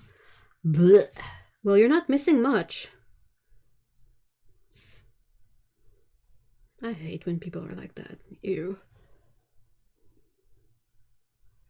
Well, I never used acrylic brushes, but found the brushes I use expensive brushes aren't really worth it. A mid-range brush often gets the job done at a much cheaper price. I agree.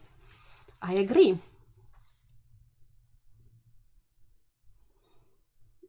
I love a cheapish brush as long as the hairs. Yeah, that. Like as long as the ferrule stays on and the hairs don't fall out, we got a deal. If you go to the kids craft section, there's usually a pack of brushes that I paint. Oh, that's really interesting. Yeah, I can totally see it for bigger paintings. Like they would be really fun to use. Would have great texture and all that. IKEA, acrylic always ruins brushes. I can never be bothered to wash them properly after. Oh no. I mean, I'm all for like caring for the brushes, but I don't really see the point in buying a brush above $10 for acrylic, you know. And even then, $10 is kind of pricey. Well, we all know that like watercolor brushes can run you like up to $100 easily. IKEA has a great set of brushes that I love to use with my gouache or acrylic. Hey, hi Veronica. Hello.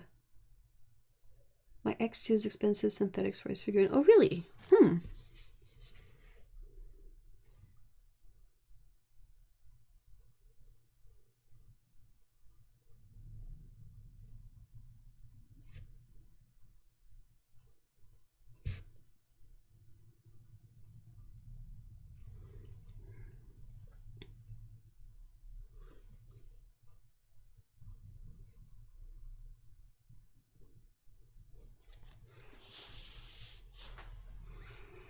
Miniature artists really like the brushes by Angelus. I tried them and meh, they're fine.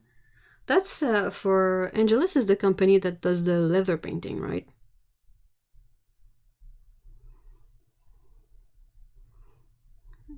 I apologize if that's your jam, but leather painting drives me bonkers. It's nope. I love the Royal and Langnickel brushes and the cheap Pro Arte ones. Yeah, the Pro Arte ones are really nice. The ones I'm using right now are the brand is Noble, like Nobel, like the prize, and it's a really easy to find sort of cheap brand here, but they're good brushes. I'm still using the same set of white Tacklon bristle brushes I got before the Twin Towers fell for my acrylics. Wow. I look after them and they look after me. they like give you your blanket at night when you go to bed and prepare you a hot cup of tea. Sorry.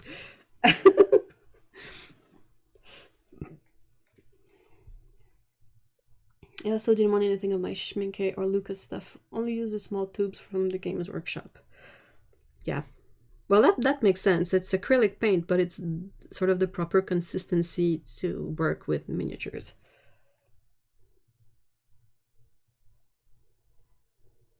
Oh yeah, the only time I use natural brushes with acrylic is for figures. Why? What makes them a good pick for that? I'm just curious.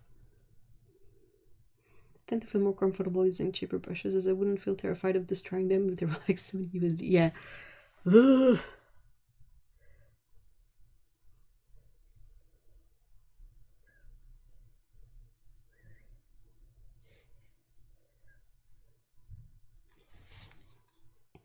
Need that tiny control. I see. I will go up to about $40 for acrylic brushes, just so I don't have bristles falling out depending on size. What about letter painting is bad? I'll put it this way. Let's say that from what I've seen of the artisans doing leather painting stuff, I've never seen anything that was pretty. And it's kind of a running joke because regularly we have sort of craft fairs, but they're very seasonal. Like there's one around Christmas and maybe one in the summer. And we always joke, like me and my friends, my artist friends, because it's always the same booth have been there for like ages. So we always sort of make fun of it in a bit because it's just, you know, what was sort of trendy in the 70s is possibly kind of kitschy and terrible by now. So I just don't like painted leather. It just looks so weird. I think so, yeah, but I don't have any leather painting supplies at this store otherwise. Pretty much, I just mean that they will last if you're careful. Yeah.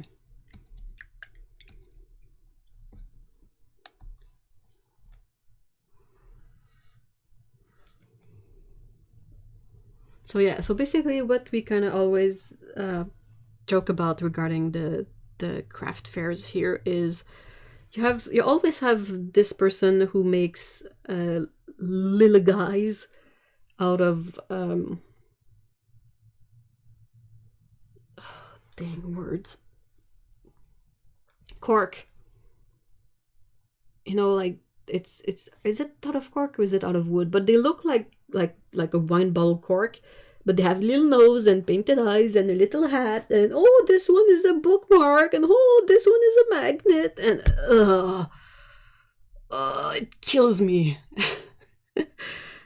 Another classic is the person who makes clothes that look like they have been made out of whatever was left in the clothes dryer when you were done. You know, you take out the filter, you clean up what's in the filter. Well, they kind of make clothes that look like they were made with those. You also have the variant where it's clothing like 99% of the time for women or maybe kids, and it's like patchwork-ish, but it's like, oh, a triangle and then another cut in there and another triangle, and you're just like, whoa. And the third one of the trinity of cringe in my book is the painted leather, because it's just it kind of has no style. It's just like anyway, yeah, that's my trinity of cringe.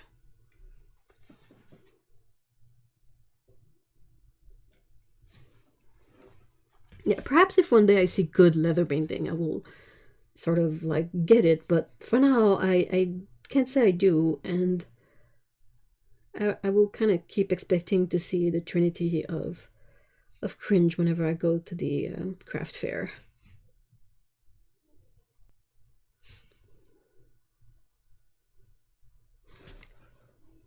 If I happen to go to one and I see them, I will try to remember to take pictures so I can show you guys, because I wouldn't know what to like search in Google to find these again. But they're everywhere. I know that the clothing one, they have sort of a permanent shop downtown. And you know who it's for.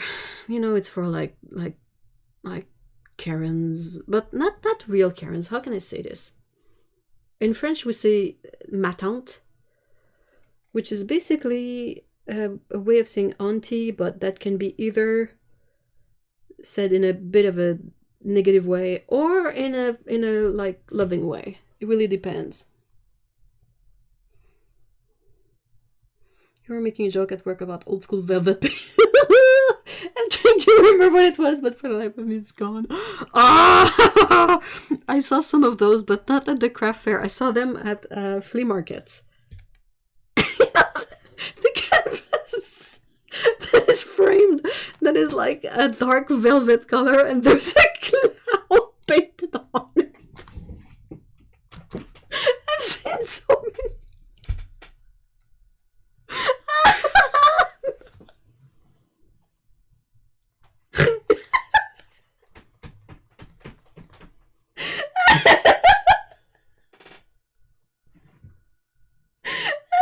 It's always clowns or flowers.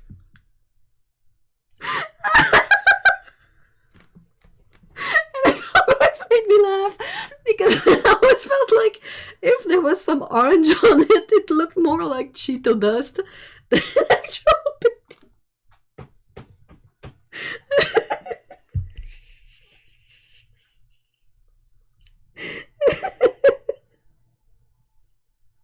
Oh, it hurts.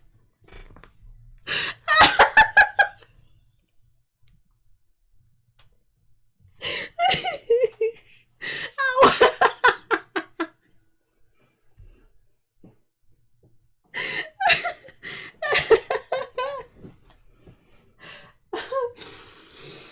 Whew, okay.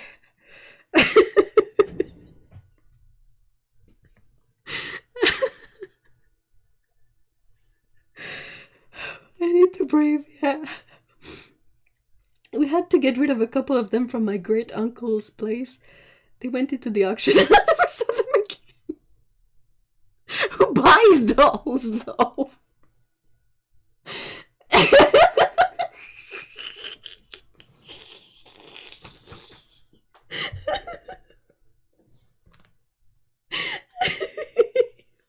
It's so painful. Ow. Okay. Come on. Chill. Oh my gosh.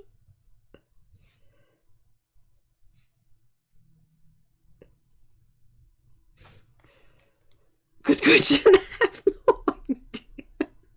They're still at the auction house. They have a hidden room with all of the velour paint.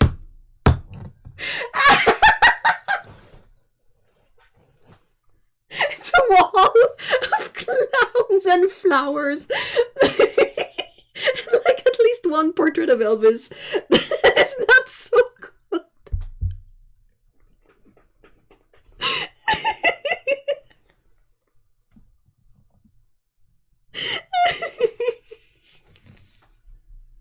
Oh my gosh.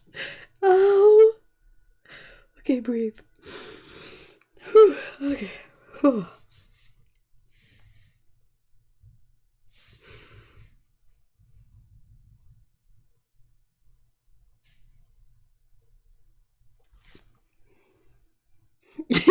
Elvis on velvet. Well, I should ask Leo the auctioneer next time I see him, and he really does have a wall of bad paintings. Oh my gosh, for real. Is he like aware that they're not good paintings? Or is he like I like them so I kept them?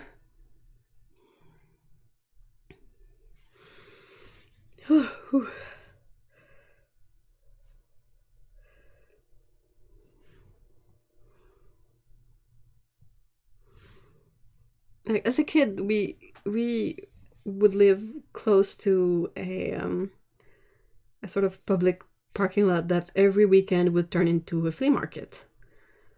So since it was close to my parents' place, I would go there every Sunday. And I could walk there and like spend 2 hours there just walking around and looking at whatever people were selling. And that's how I came across velvet paintings and all the thoughts that came with that. Oh yeah, he wouldn't have them hanging in what is basically a barn if they were worth anything.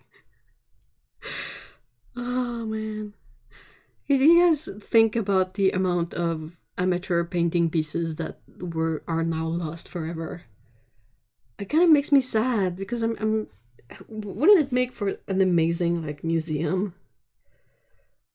Like a gajillion paintings?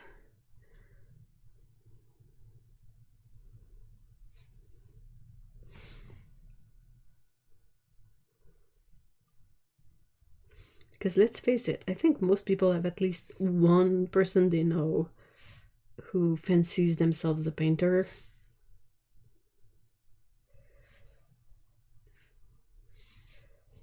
I think that's sort of done.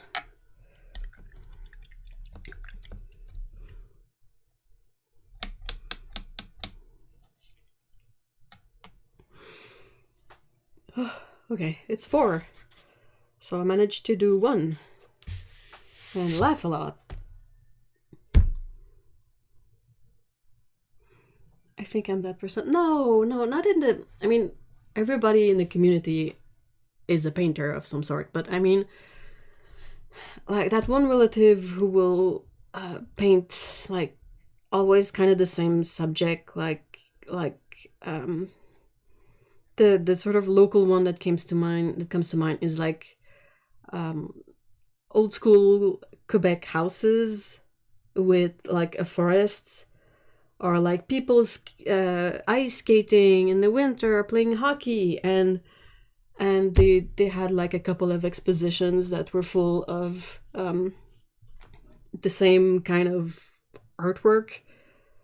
So it's basically not that it's good or bad painting, but it has no worth on the art market, if you know what I mean. So it's basically when the person passes eventually, because that's kind of what happens. Well, either the paintings go to the relatives if they like them, but they might just end up being donated, and then donated, they might just end up in the trash, you know. So all this lost artwork. Wouldn't be like awesome to have this huge ass museum full of it?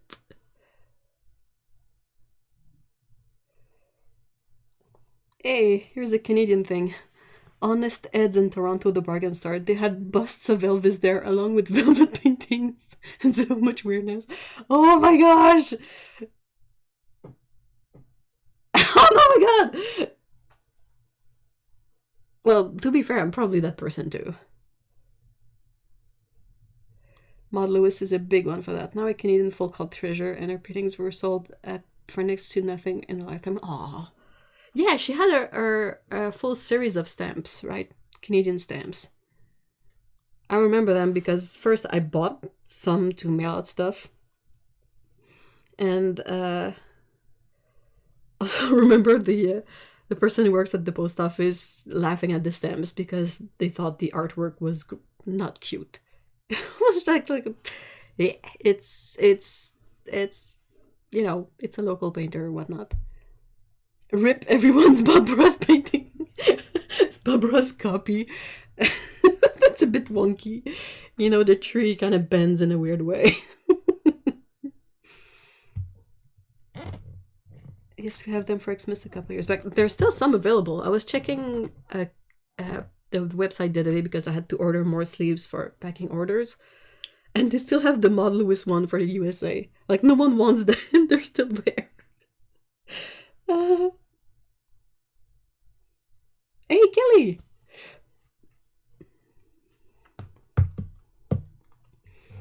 Why did people start painting on velvet anyway? Not a clue. You know, maybe it's just some, like, one person somewhere was like, I don't like the texture of canvas. I wish I had a finer texture. And they mounted, like, velvet on a canvas frame and painted, and I'm like, I'm onto something here. I was legit thinking, just imagine if a relatively famous artist was working while sick with COVID. Imagine the backstory and fame with it. What do you mean, Dominic? Hi, by the way.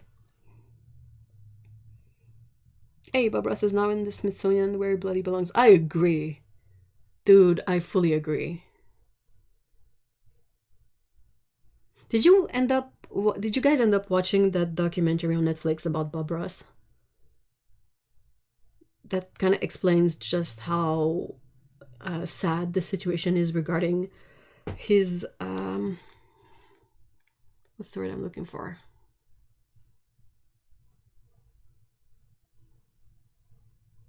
His legacy? I don't know, what will my legacy be to my poor children? Sorry, I'm just finding that way too funny. But yeah, so basically all the witty, cute merch featuring Bob Ross doesn't benefit like his family, his kids and whatnot. It's purely made for making money, which I think is absolutely ghastly. Again, on my to-be-watched list, but I'm fairly well-versed in what happened to his poor son. I agree. I feel bad for that guy. Same. I mean, he was really cheated. Not out of the money, but the whole legacy of his father. Like how his father has helped people and helped shape like folk art and that kind of stuff. And it's sort of forever stuck in the claws of the company who extorted him. Wasn't he really mistreated by his employers? Yeah, the people he was in affairs with, not in, how can I say this? My English and my French is getting really confusing at this point. But basically, yeah, they were not listening to what he wanted to do, and they were not respecting his preferences and his wishes. And when he passed, they sort of kept, they found a way to keep all the rights to his everything for themselves instead of reverting it to his family.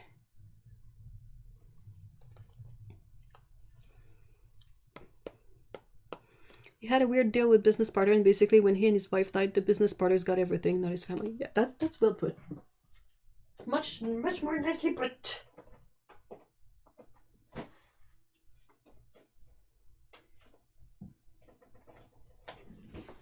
Ouch.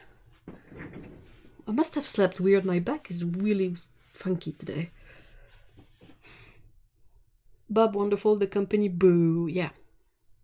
They really took advantage of him. So it's sort of like, I unfortunately bought a couple of things from his with his likeness, like probably by his business partner. But now that I know, I will certainly not be buying anything with his name attached to it.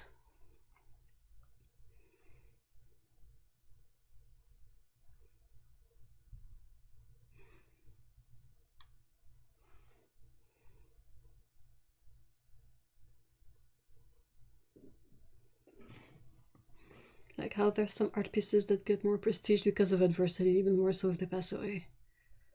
Oh, okay, I see. I don't know. Maybe.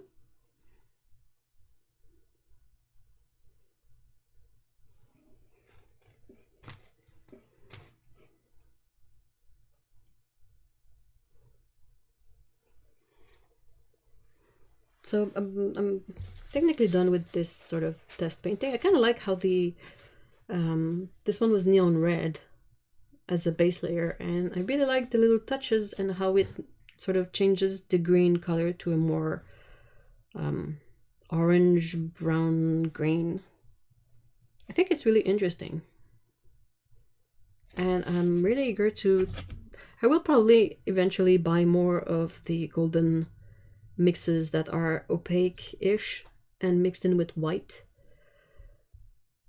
because first of all, I really like Golden as a company. I think they're awesome, and it's really handy to have these around rather than always pouring out white. It's like a tinted white in my brain, like. So that's what I like. I will progressively, I know they have like Titan Red, they have a Mars Violet pale, they have like a, I think they have at least one of each sort of color family that is opaque and like pale, and I will try to, if I enjoy and if I keep doing this, I'll try to get more of these. I know that Holbein has quite a few mixed with white colors, so I will be using those too.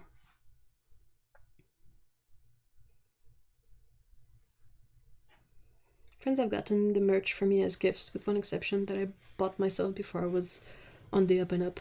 Yeah, same, but no, at least it's not me buying it. No, same, I'm not gonna buy. I have a visitor! Oh, can I show you my visitor? I hope I can show you my visitor. Okay, I'll be moving the camera, so careful about that. Can I show you my little buddy outside? That's gonna be tricky. Okay, hold on. Give me a sec. How about that? I don't think you can see him. Hold on.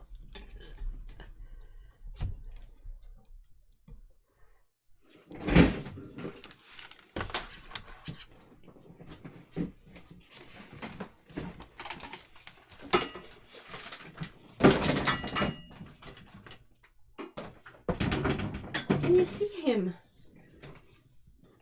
Oh, you can kind of see him. He's loafing. He's a little cat loaf.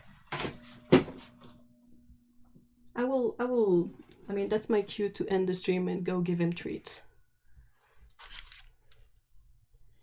It's a tabby buddy. Hello. Hello, Chablis.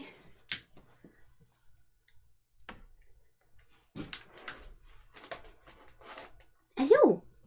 Salut. Alright, so I'll go feed my buddy. And thank you so much, guys, for being here today. We will see each other next weekend as usual. And I hope you have a great weekend. Take care. You can spend time with us on the Discord if you're not familiar with it. The link is in the description. It's really fun. It's really easy. He's like, where's the food? It's coming! It's coming, mister! I will give you treats. So have a great weekend, guys. And see you as soon as possible. Bye!